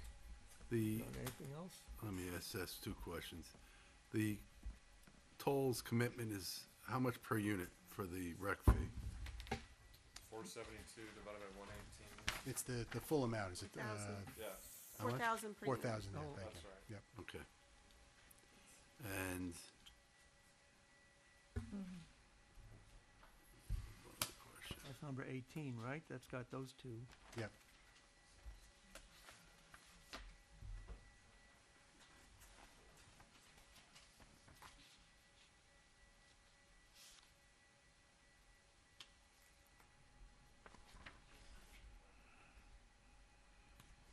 And 150,000 for the Hunter Brook field, that's tied into the board's acceptance of the field home?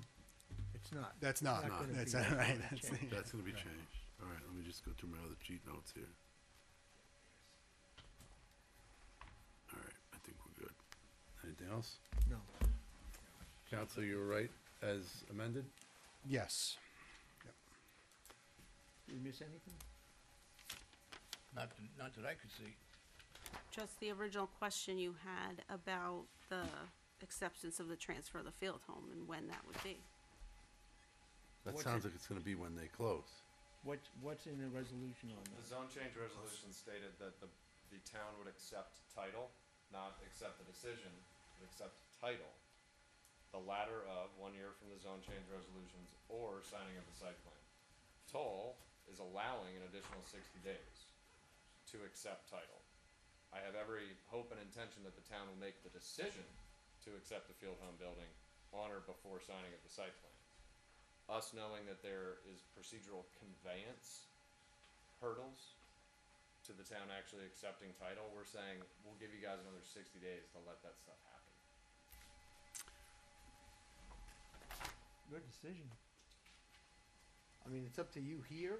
I don't necessarily, speaking for myself only, I don't necessarily see a problem with it. But you know, that would have to be a decision that the board would make. You need a public hearing to make that decision, or can you just do it in the normal course of? I think the normal course. I don't think a public hearing is necessary. Yeah, this isn't changing the town board's decision, it's just I'm that just the- asking, I'm talking about the time frame.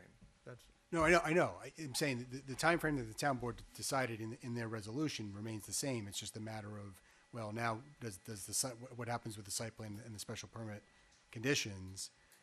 There was a suggestion of just adding more time to make sure that the mechanics, that's all. okay. I think what they're saying, if you guys sign the site plan here, Right. and let's say there's no meeting next week. Right, At you the gotta- town yeah. board, you know, we'll have a little leeway. I think that's what they're trying to say. I'm also putting my risk averse hat on for the town's benefit. Yeah, Right? Like, I why get would it. you guys want to accept title for a transaction that hasn't closed yet? Right? So it's just Right. allowing those mechanics to take place is all. Okay. All right. So the amendments that we're talking about is 1 year for the extension and the general development fee of $84,960 will be paid up front in arrears of work completed. Robin, you all right? Yep. Ian, You sure? Okay. Okay, bingo. Counselor? It's good. Okay, so the lead agency and the environmental have already been addressed by the town board. So I'll start with the resolution approving the field home at Catherine Street minor subdivision, plat titled preliminary re-subdivision map. Do I have a motion Motion. as amended? Second? All those in favor? Aye. Next, we have a resolution approving a site plan, special use permit, stormwater pollution prevention plan, and tree permit for the field home at Catherine Street. Do I have a motion? Motion. Second? All those in Aye. favor? Aye. Aye. Motion carries. Thank you. Thank you. Good to Good see luck. you. Thank you. Thank you all. All the best.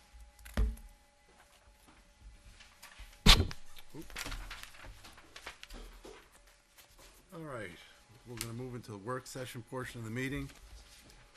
First on the agenda, we have Jacob Road Solar. This is the discussion of site plan and special use permit. Location is 1805 Jacob Road. This application has been in front of us for some time.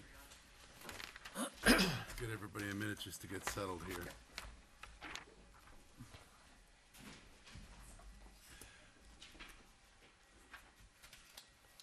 Let me know when you're in.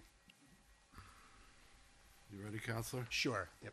Okay, why don't you lead off? Okay, good evening, Mr. Chairman, members of the board. David Cooper, the partner of the law firm Zarin Steinmetz, here representing the applicant Freestone Renewables, which is the contract leasee on a portion of the Feather Bed Properties, the subdivision off of Jacobs Road. We are before you processing a site plan and special permit application to develop and operate a 3.125 megawatt solar energy facility.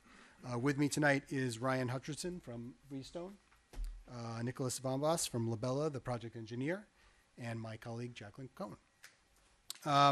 We're here tonight on what I would frame as a project update. It has been some time since we last appeared before your board.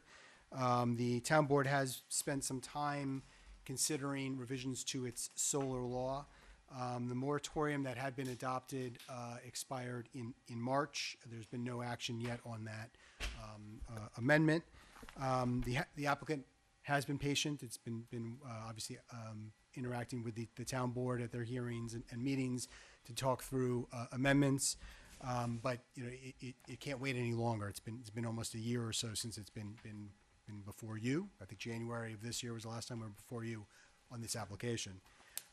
That being said, the applicant's being what I'll call prudent in trying to be responsive to the town board's concerns, at least as they have been articulated up to date.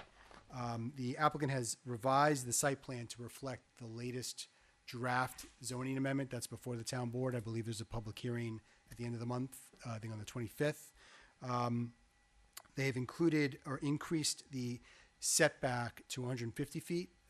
Originally, if you remember, it was proposed at 80, then it was moved to 100 with the project itself. 100 was the last one you've seen before your board. This one now that we've submitted last week or 2 weeks ago has a 150-foot setback. Also, we're now addressing the buffering requirements. The board is looking into sort of clarifying some of the terms with respect to landscape buffering and screening. What this has done in overall is reduced the area of disturbance by about 4 acres on the parcel. We did spend a bunch of time before your board preparing secret analyses, visual impact assessments, stormwater, carbon sequestration, all of the impact assessments that we've been discussing over the last 2 years or so. All of those assessments have been updated to reflect the new layout, the new setback, et cetera. So what I'm going to do is turn it over to Nick to take you through where the site plan is now. We'll take you through the updated visual analyses. If you remember where we last left off with visual analyses, there was a question about the topography and whether that was accurate. The topography has been updated and confirmed, and so the level services, they are called LOSs, but line of sights studies that you're going to see tonight is based on the updated topography. Let me turn it over to Nick, and then we'll come back to you to discuss procedure moving forward. Remember, we've already had a public information meeting. We would ask that the board move this to a public hearing forthwith. So let me turn it over to Nick to go through the changes. Thank you.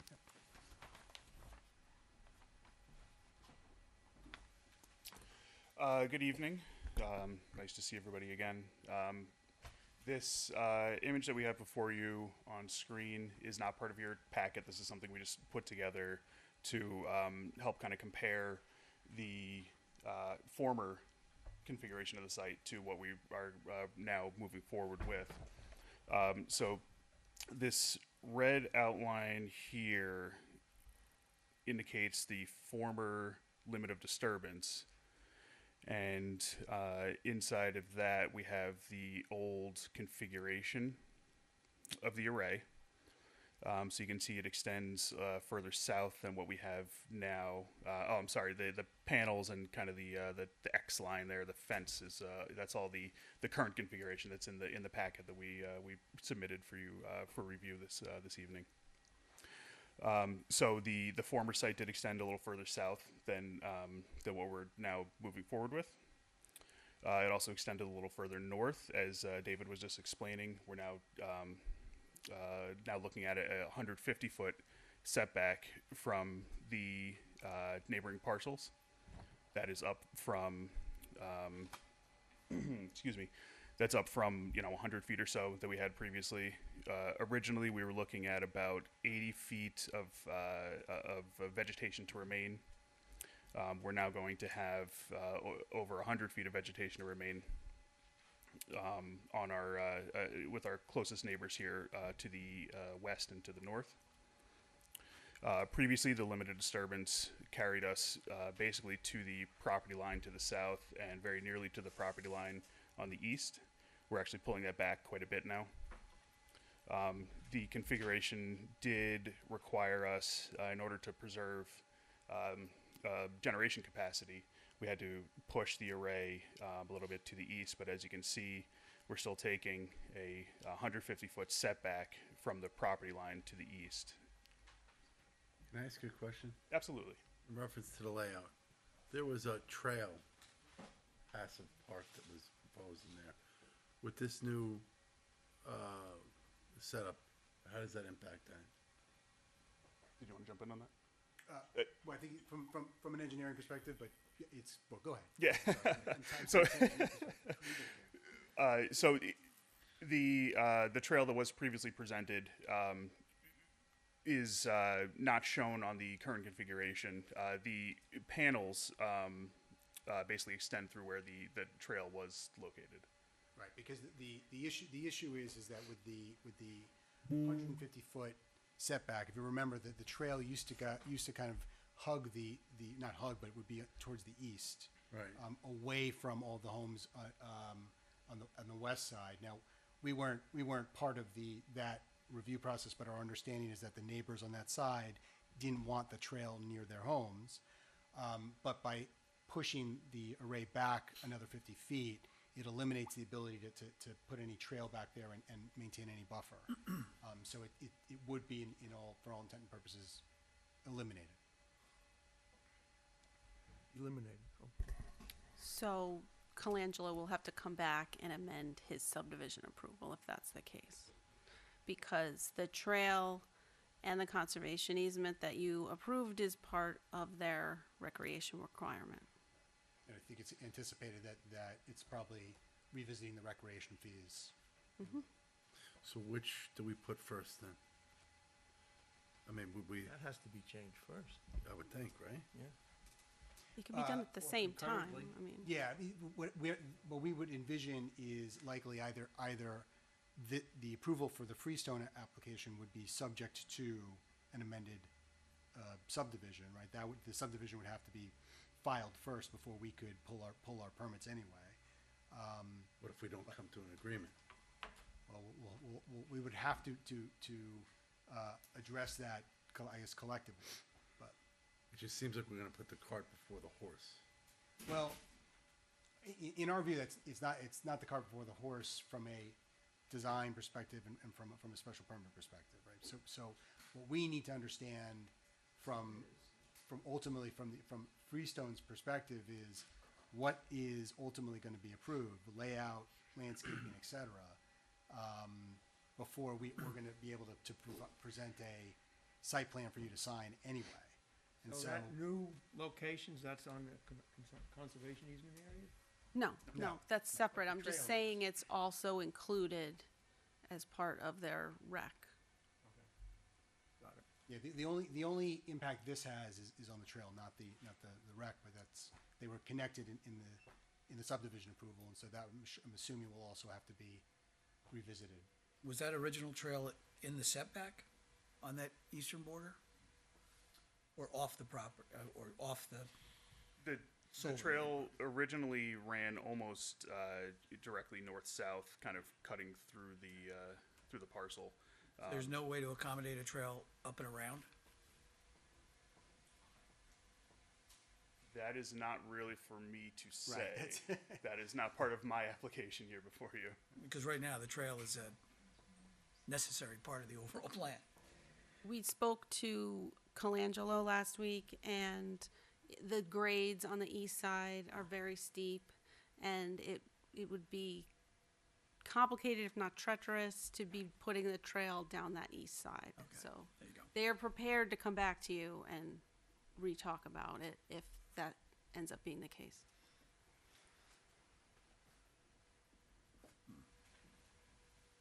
Okay.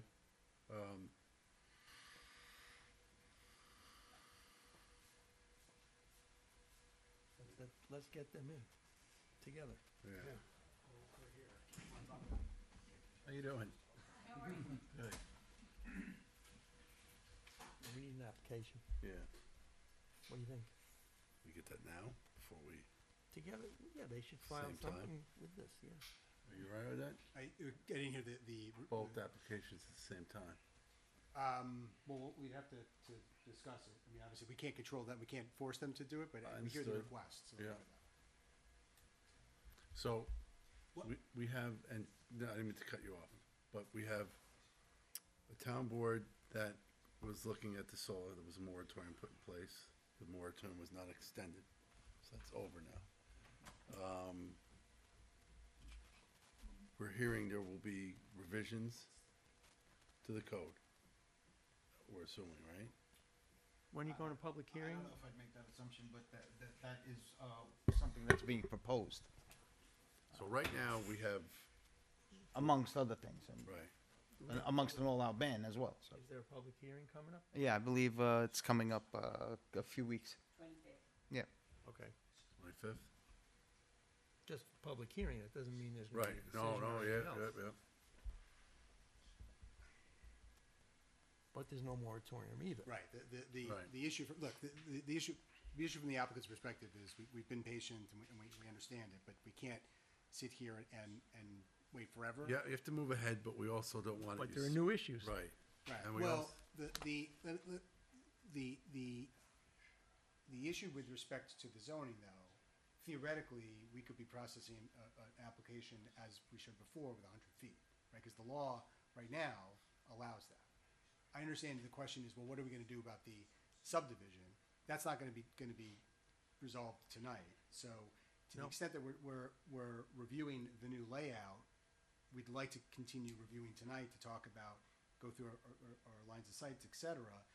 And we can come back to your board, hopefully at the next meeting, to deal with that issue, but that shouldn't hold up the board's substantive review of this layout before. Well, that's not true, because you've got a site plan with a map that shows a trail and, on there already, okay? Now you're asking us to modify that. Well, but theoretically, Yes. no, hold on. Theoretically, if that lot's not subdivided, this can still happen, right? It's just rather than it being on that the parcel being the 50 acre parcel, it's the entire parcel. Hmm. So that's not I dispositive. get it. yeah. So, thank you. Back to the engineering end of it. All right, thank So, you. Just let me ask you a question. So we had a bunch of residents in here complaining about the way the line of sights were done, the topography, their actual location of their house and what they could see. So you went back and were they correct with the way it was done, or was that, so was any truth to what they were saying? There was truth to what they were saying. We double checked, as David teed up for me earlier. We did double check all of the elevations for the offsite data we had, which was just previously incorrect.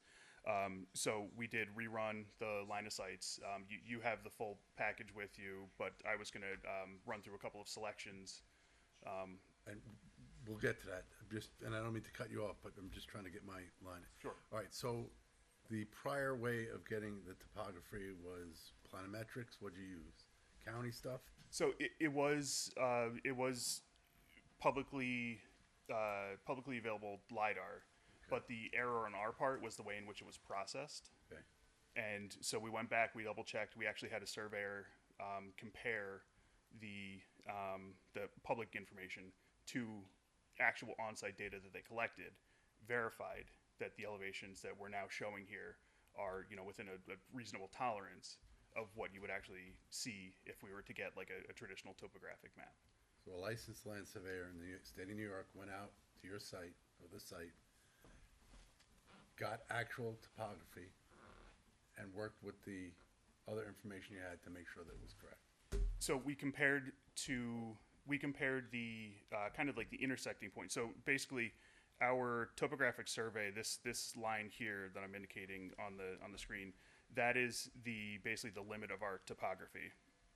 Off-site, we had to use publicly available LiDAR. Right. But what we compared was the intersecting points where our survey data ends at the property line. Okay. To verify that the off-site LiDAR that we're using is reasonably accurate, when compared to the topographic information that was collected by a licensed land surveyor. And could I ask how far off it was off? So particularly like as you got further away from the property line, Yeah. we were off by as much as I think like 10 or 15 feet. Really? In some cases, yeah. So again, that has been corrected. The line of sights that we prepared with the latest submission, we believe to be accurate and more closely represent what the actual house locations would be. Okay, thank you. So sticking with the line of sights, we revised all of those to kind of see what the views could be of the new layout. As you'll recall, there was a little bit of back and forth previously with the height of the vegetation. We started, I think, originally looking at about 8-foot planted height. We know that in some areas, particularly where the houses are adjoining closely to our property line, that we had to go a little bit higher and went up to 12 feet. So we maintained that with this latest landscape plan. And so we have planting height of planted height of 10 feet and 12 feet. We have there's a few different species here. Basically, we have like a fir on the kind of the front side, as if you're looking from the house, and then there's the arborvitae, the green wall that the planning board had previously requested behind that. Can I ask you a question? I didn't mean to Yeah. jump in again, and I apologize. Just like you got the land surveyor who's licensed to do that work, you're a PE. Has a landscape architect looked at this to see that it's gonna work? A landscape architect prepared the landscape plan. Thank you. Yeah. And just for the record, I'm not a PE. Okay. Yeah. You're on the engineering end. Yes. So again, going back to the elevations, you'll see in many cases the houses are actually higher than what they were previously. I think this particular one hasn't moved at all. But regardless, you can see, very clearly, even from, like a second story elevation, if you're looking down at the panels, even on year one, we're going to be kind of cutting off that view there with the green wall that we were asked to investigate, or asked to include. Jumping ahead here to line of sight J4, this was one where we had this vertical line here is the property line. This is one in particular where the elevation previously was shown dropping away from the property line, and we were asked to investigate this one. I think probably came up the most. I think this is where we were off by 15 feet or so. But even from the new elevated position, second story window, the line of sight is intersected by the proposed vegetation. Again, planted height of 10 feet and 12 feet for the two different species that we have here.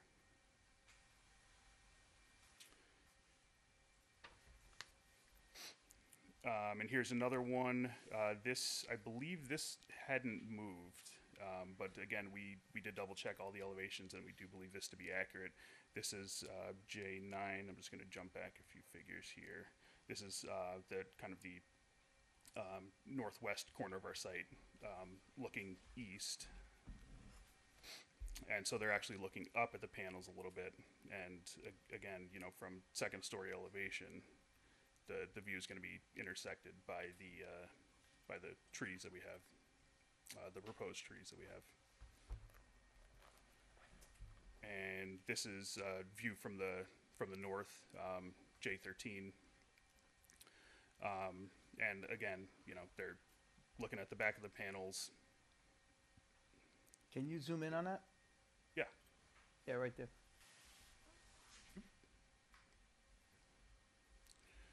So, second story, we're intersecting the view line with those 12-foot trees. And what's the distance between the panels and the back of the house?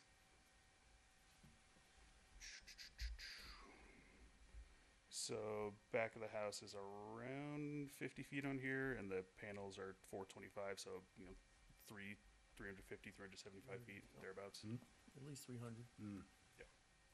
Yep. And there's, in all cases, there's a significant amount of existing vegetation that's going to remain in addition to the vegetation that we're proposing. Which isn't accounted for in this picture, right? The existing vegetation is here. We're just showing we don't represent the we don't represent the true density of it. We don't necessarily know how dense it is through there, but we do know that that vegetation is going to remain, at least on our side of the property line.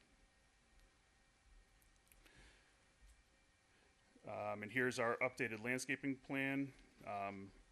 Again, we have the green wall on the west side and the north side, where our closest neighbors are going to be. We're also including some vegetation on the north and northeast to help mitigate views from the proposed subdivision, should that be approved and houses get built there. We are looking to plant these a little lower to the ground, simply because they'll have a little bit more time to grow up before the proposed homes become occupied. So we're looking at a planting height of 4 to 5 feet for those trees, and again, 10 to 12 along the north and the west. One other change that came along with this this revised configuration, we actually have a shorter bit of driveway now. So if you'll recall, there was a large bioretention basin kind of in the center of the site. Due to the configuration of the driveway and the reduced amount of impervious area that we have now, we didn't quite need that much treatment.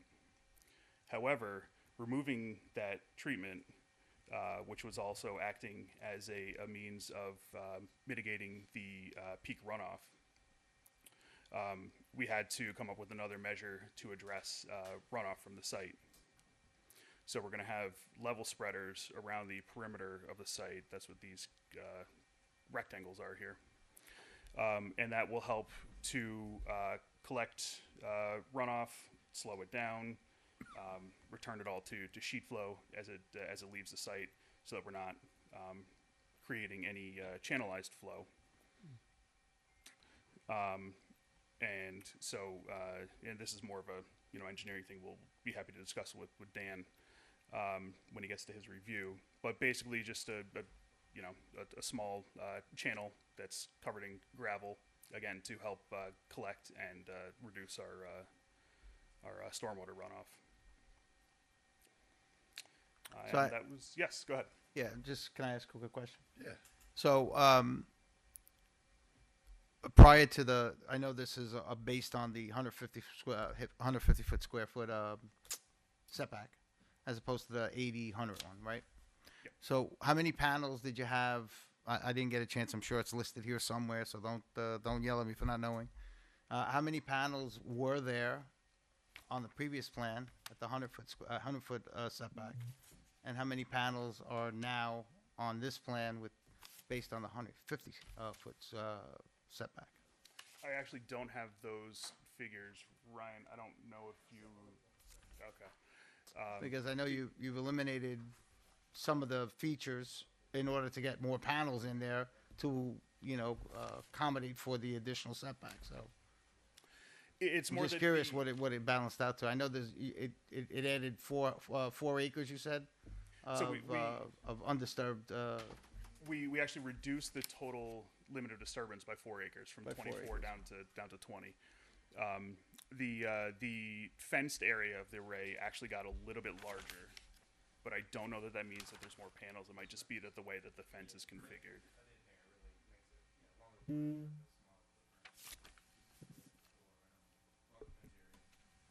Right. Yeah. So what Ryan was saying is it's a longer fencing area.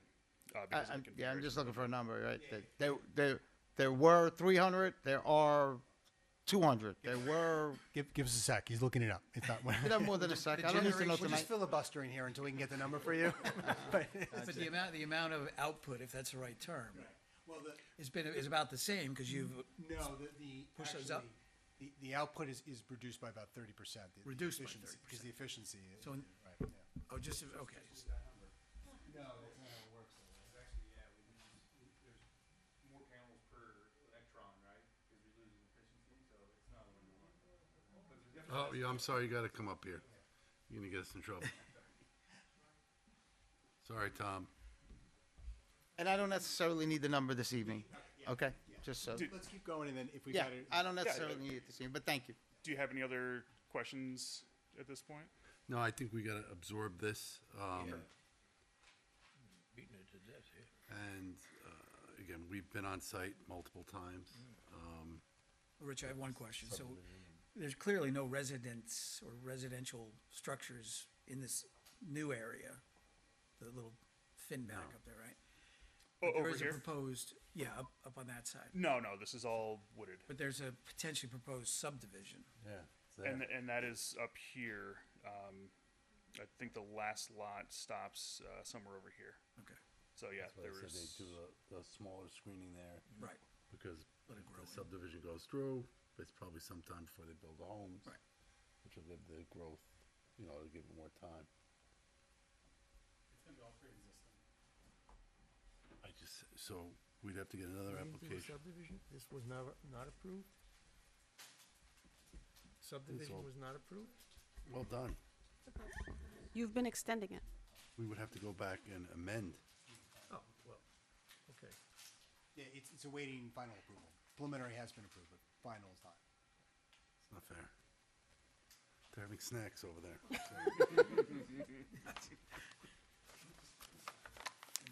All right, so Okay. we have amended application from the solar end. We have now, we'd have to have amended subdivision from the owner's end.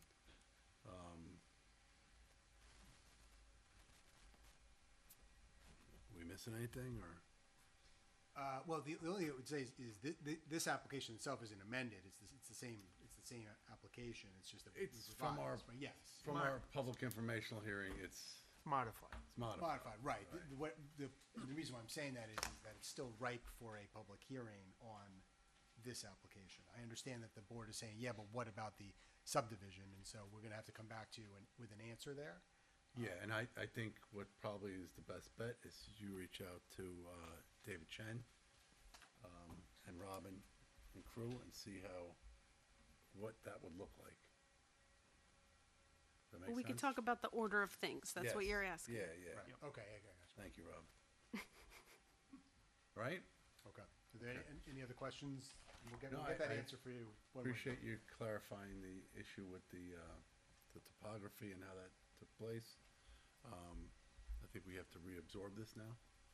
And it sounds like there's a few things that would have to be put in place before we actually get to that point, if that makes sense. All right? Thank you. Thank you very much. Good seeing Thank you. you. Good seeing you guys.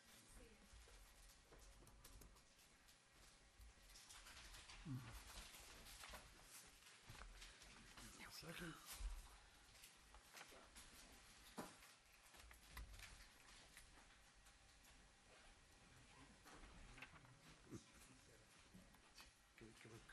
Could we put the answer on the record? Because we just got it. What's that? The reduction in panels. Oh, yeah, by all means. Say it again? Okay, the original was 8,300. It's now reduced to 6,700. Right, so 8,300 to 6,700. Okay. Thank you, Counselor. Good night, all.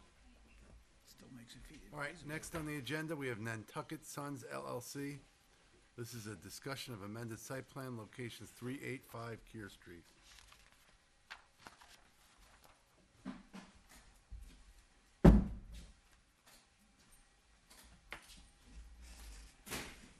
What happened to you? Broken foot this morning. Oh, God. This morning. Good evening, Oh, my everyone. foot. Thank you. I'm sorry. Perfect, thank you. How you feeling?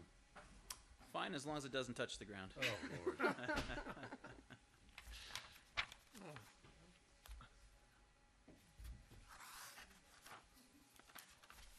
So, we're here to try to finalize, I think there's two things still open. One is the mitigation on the trailhead, and two is the situation we find ourselves in where a permit was obtained to put solar, excuse me, AC equipment. Yes. Equipment 6-7.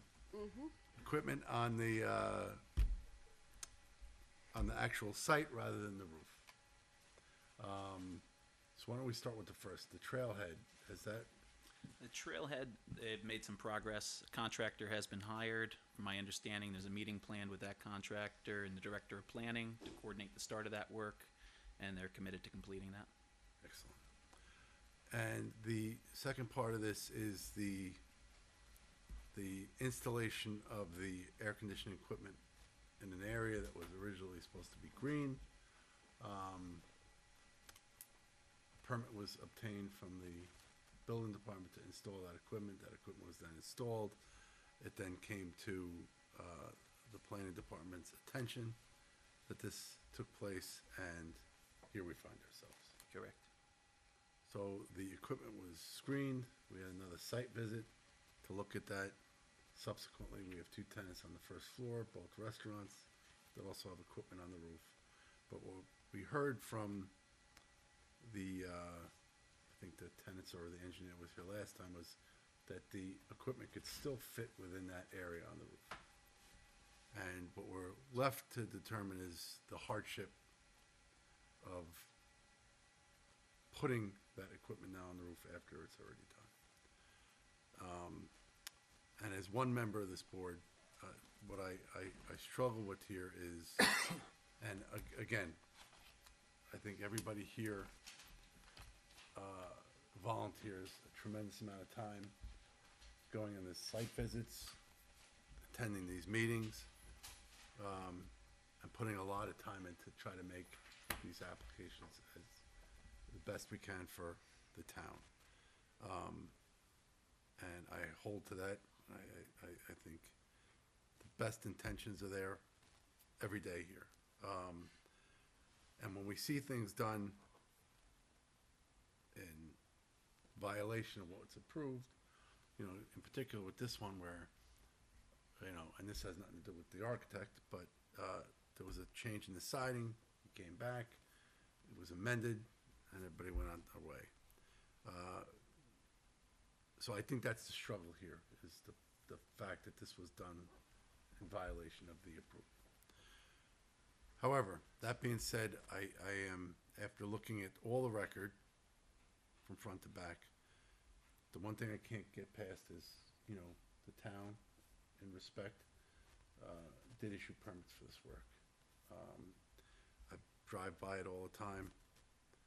And I do have to say, as one member of the board, I do not find it to be an albatross to the building. It's a very nice done building. I think it was screened, although I don't agree with the way it went down. Just as one member at this point, I think there's too many issues with the way it all went down, and I don't think the town is completely exonerated from what happened. So, open it up to other members of the board, Well, just as a discussion. I've said this before, the town is complacent in this situation. It wasn't done with malice. Everything that was done with the visual impact negated. So the town has never looked at the site plan. If they would have looked at the site plan, the building department looked at the site plan, they would have saw that the stuff was supposed to be on the roof. They never did that. They issued a permit. The town is complacent, I think, and we many times in this town we made the site plan skate for something else that was done. So I really believe that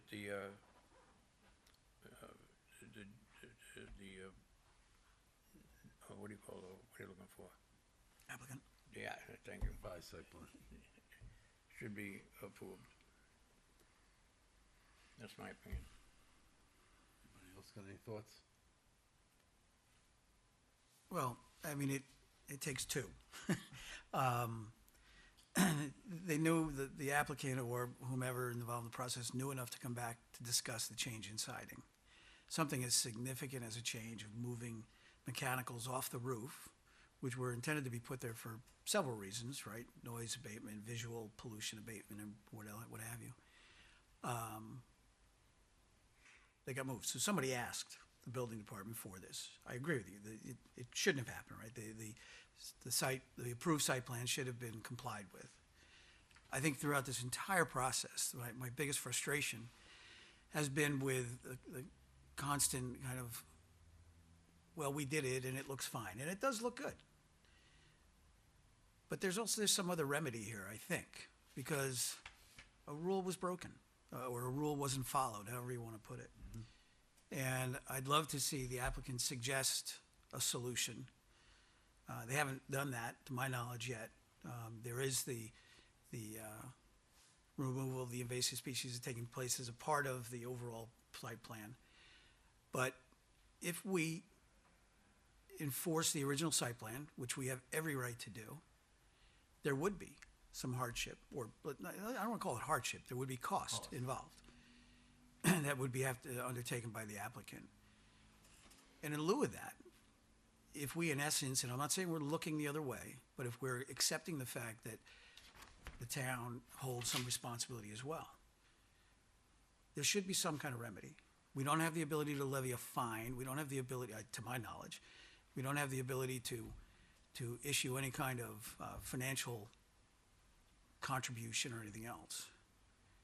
But given what's going down here, that's something that could remedy this. Okay. In my mind. And don't forget, the air conditioning contractor should have looked at the plans in the first place. He may have. They did. They did look at the The air plan, conditioning contractor? and they modified them. On Handwritten. their own. So what does that got to do with the applicant? Whoever He works for the filed this applicant. There's agent. Listen, I've built a lot of houses. A lot of times the contractor will just go ahead and do what he wants to do as long as he gets the final result, air conditioning or what he want to call it. Yeah, well, that doesn't make it right. So It all doesn't I'm make it right, but suggesting it- is that there is something wrong with this site currently, based upon the approved site plan. Something incorrect. And if we're to leave it that way, there should be some sort of, I keep using the term remedy, but some sort of appreciation, if you will, towards the people of the town, that it's being allowed to proceed. Well, the question I'm gonna have is what damage did that do to the town population by putting that stuff on the floor instead of on the roof? I agree with you. Who is damaged by that? And Nobody. because there's no public safety issue, and because in essence, there's really no visual pollution at this point, I would agree with you. But we cannot, No, You sure? when the board's done, I'd Yeah, have something to contribute, that's all. No, I just want to know if you want to Oh, no, I'm sit okay. down. I'll stand in there. Thank you. Not finish, just be more comfortable. it's a matter of that we can't let these kind of things happen. Because what if it were a public safety issue? What if it was visual pollution? We're it's not. fortunate in this case. All I'm suggesting is that the applicant is on the verge of potentially saving tens, if maybe not $100,000 in terms of moving that equipment, rewiring the building, whatever else has to be done, which we have every right, if you will, for lack of a better term, to tell them to do. So all I'm suggesting is some sort of accommodation, some sort of recognition that benefits the town people, right? Not the town board or anything like that, and it could be additional work being done to remove invasive somewhere else. It could be maintenance on a park. It could, whatever. I'm just suggesting that some kind of accommodation, some sort of gesture, is at least appropriate in my mind. Some sort of you're looking for some kind of other mitigation? Yeah. I'm sorry, I forgot your first name. Joseph, Joe. Go. So if I may, that I would offer has been done to some extent by the applicant in advance when this issue was first brought to us as a problem. There were several meetings with the board, one on site. The applicant took great care to purchase a beautiful fence. It's probably one of the nicest fences I've seen installed on a project we worked on. It's a very decorative custom metal fence. It has opaque panels that don't allow for visibility through. It's probably 2 to 2.5 times the cost of a typical fence. So they invested a lot when they found out this was an issue to try to beautify the site as much as they could. Worked carefully with the planning director to orchestrate the landscaping. And I would offer sort of in advance, they invested more into the screening than they may have been obligated to mitigate it. They've also screened other elements that were requested that weren't necessarily on the site plan, like the electrical panel. So they did take great care once this issue was brought to our attention to try to go above and beyond to beautify the site as much as they could. So that's what they've done to try to rectify the situation. We understand it's a mistake. We understand the board's fully entitled to enforce the site plan. But again, we do offer the board to consider what the benefit is of moving those against the cost. And the material change that would even affect if they did move to the roof would be basically negligible, because that section of fence that screens those would still be necessary to block the view of some of the utilities entering and exit the building. There's some gas lines that are behind there that are concealed. An exposed foundation we probably don't want to see, that the landscaping does hide most of. But even if we remove that fence, I'm not sure if it's any material benefit. That said, the decision is entirely within the board's hands. Any thoughts? As I read the record, and I wasn't on the board from the beginning of this application, it looks as if this issue came up several times in various forms. And, you know, how many times before you strike out, you know, enough is enough. And I think aside from the analysis to be done for, you know, it's unfortunate for the developer that he'll have to pay for what he should have done in the first place. Aside from that issue, there's a bigger issue here, which is, do we really want to say build what you want and then come back? I have a big problem with that. I do understand that. But that's not the question. Well, there's a bigger, you know, there's a more holistic thing to look at here. You know, we've seen people do things before and then come to us afterwards and get approved. You know, the Nathan's, the hot dog stand, right, and the ice cream place. You know, there are things that happen. You know, this case though, what I get held up with is it was a permit issue. And I'm not an attorney, but I think if I'm retired. you're retired, Ian, but, No, you know, if this went to a court and, you know, all this facts were presented, I gotta think there's some fault on the town's end. And that's why I just can't get past that. I don't think it was right, but I think we have to kind of push that narrative, and, you know, maybe we have to get more communication with the building department. I don't know what that answer is, but I just, you know, in this case, you know, when I drive by there, I just don't see, you know, it does look attractive, and again, the building is gorgeous. Was I've things said in done- the past that if this plan was brought to us with the visuals that are there now, I'm guessing we all would have approved it. Yeah, The fact of the matter is, the original plan is not what we're looking at right now. I get it. Right, so that's it. So I understand that the town is complacent, as you would say, or you know, a party to this in essence.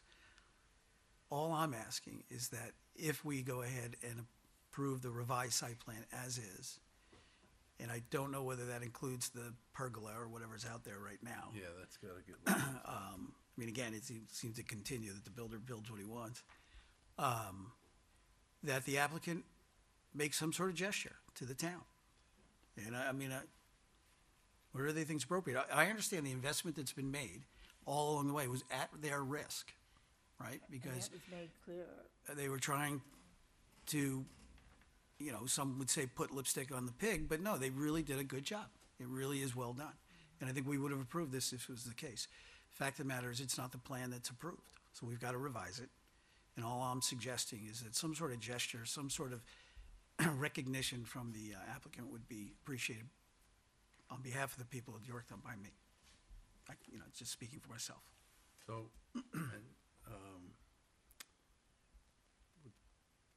so I'll put it to you this way. So I think you get the sense of the board. Do you guys want to regroup, or do you want us to take a straw poll? Maybe what I'd ask before responding is if there's a suggestion on what we might do to, invest into that property as let's say, a mitigation. We're potentially open to considering that. I'm not sure what that would be offhand, but I don't even know if we are permitted to do something. I don't know. I really don't know. I think it's more probably a legal question than anything, right? Well, or throw something out. I mean, again, The only mitigation for this project, because it's gonna be done on-site, was the trailhead, right? Right. And that hasn't been done yet either, has Well, it? that's it's underway. And that was because of some of the vegetation along the road there? That It was tree all the tree mitigation. mitigation. That was tree mitigation. Right, okay. Wasn't, it's a very small site. The trees along the road that you're referring to is DOT. New York State, yeah. we would have liked to actually have taken those down and enhanced it similar to the Caremount project. We approached DOT. Right. And they rejected that. Right, I recall that. Basically cited habitat conservation. Otherwise, the applicant that was something they wanted to do to beautify the site and have better exposure and be consistent with Caremount. And if we had the ability, we'd still be willing to do that, I would imagine, but. I think either, so I'm gonna leave it to you guys. Do you want us to take a vote? Or do you want to regroup?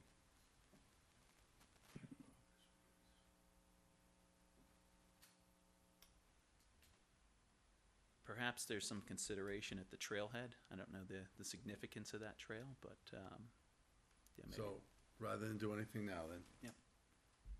Why don't you guys sit down with, Maybe we'll have a conversation with planning department, see if that sounds there's, like it'd be a good idea. something we may be able to offer to further enhance that trail, whether it's Okay. a placard or, further Benches, landscaping. Maybe benches for rest or something?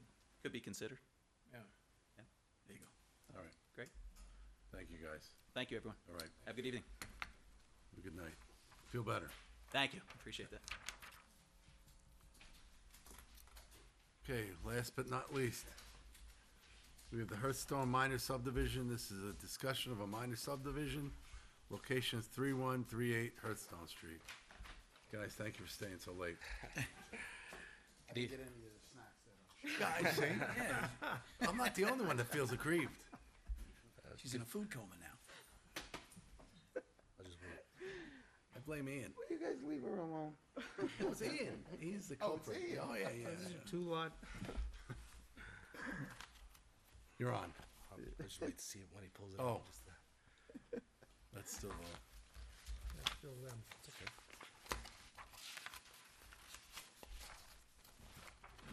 I guess I could just go into it and I was just waiting, but Where are we at? we're here to represent our client for the subdivision of the 3138 Hearthstone Road. This was actually an application that was before the board and approved back in 2018. However, that approval lapsed, and then the owners obviously have since changed. I was actually working on that with Jack for a little while, helping him out with some things with the health department. It just kind of disappeared. So now it's back. So since everything lapsed, we're back in front of you to get subdivision approval again and keep this thing going, continuing where we left off. Again, just as a recap, the existing site is a 0.95 acre lot. It's in the R1-20 residential zone district. It's currently a vacant lot. It's mostly woods with a small common driveway that cuts across the uphill side, which is the west side of the lot. Then the rest of the site slopes down towards the east to an off-site area that's owned by the town. As previously mentioned, we're proposing to subdivide into two lots. The two lots and the buildings, everything you see on here is essentially exactly what we had, was approved back in 2018. We did tweak the grades a little bit, so now it's fully balanced, so there should be no soil coming on the site and no soil coming off the site. So that's one of the main changes that we made. Everything else stayed exactly the same. Lot 8 consists of 20,804 square feet along the western side, with the other half is Lot 8.1, which is the remaining 20,545.4 square feet of area. Again, these are generic footprints that were the same footprints and everything that were there proposed previously. As part of this subdivision, there was both these lots are fully compliant. There was a variance that was granted for frontage because this is a isolated lot. There is no frontage for these properties. Access is provided via there's an existing common driveway that extends off of Homestead Road, which is to the south on the left side of the plan, and then it extends up basically right into the to the edge of the property boundary. From that point, we'd be providing a small section of a common driveway into the property, and then splits off, providing driveway access into each lot. Sewer service. There's an existing manhole that exists with an easement between what are the two properties? Oops, sorry. 332 and 336 Homestead, which are down at the end. You can see the existing easement kind of coming off on an angle. That's an existing sewer easement that kind of ends right where that square is at the end of that limits of disturbance. We'd be extending off of that towards the two lots to provide sewer service to both the properties. Water service would extend off the existing 12-inch that's in Homestead Road. That would follow along the eastern side of that common driveway easement all the way to the property. There'd be a new hydrant installed at the end, and then service would extend off of that. Stormwater mitigation, we put a little bit more calculations into it. We're going to be doing infiltration on each lot. Same as the approved, however, we've sized them now for 25-year storm per our conversations with engineering department. They basically said that's a good place to start. We're moving forward. With that said, we're just here to get any feedback from the board and see if we can get this thing moving to where it was 7 years ago. You're basically coming in with an application that was already approved, just kind of for reapproval. Yes. With some minor tweaks. With some minor tweaks to bounce it out. Yeah, Hey, sounds pretty straightforward. yes, I was hoping that it would be. I remember this one. We went through that. Everybody hopes that it Yes, will be. yeah. I think Well, that's one of the things you gotta keep your fingers crossed. I think they were offering sewer tie-ins to all the residents that are along that. I think there were discussions. I don't know if all the neighbors were actually amenable. Yeah, forget. That I don't recall. I mean, that's fine if we need to do stubs out for. Comes in off of Homestead? What's that? Comes in off of Homestead? Yes. We did a driveway grade change on it, a grade variance for that years ago.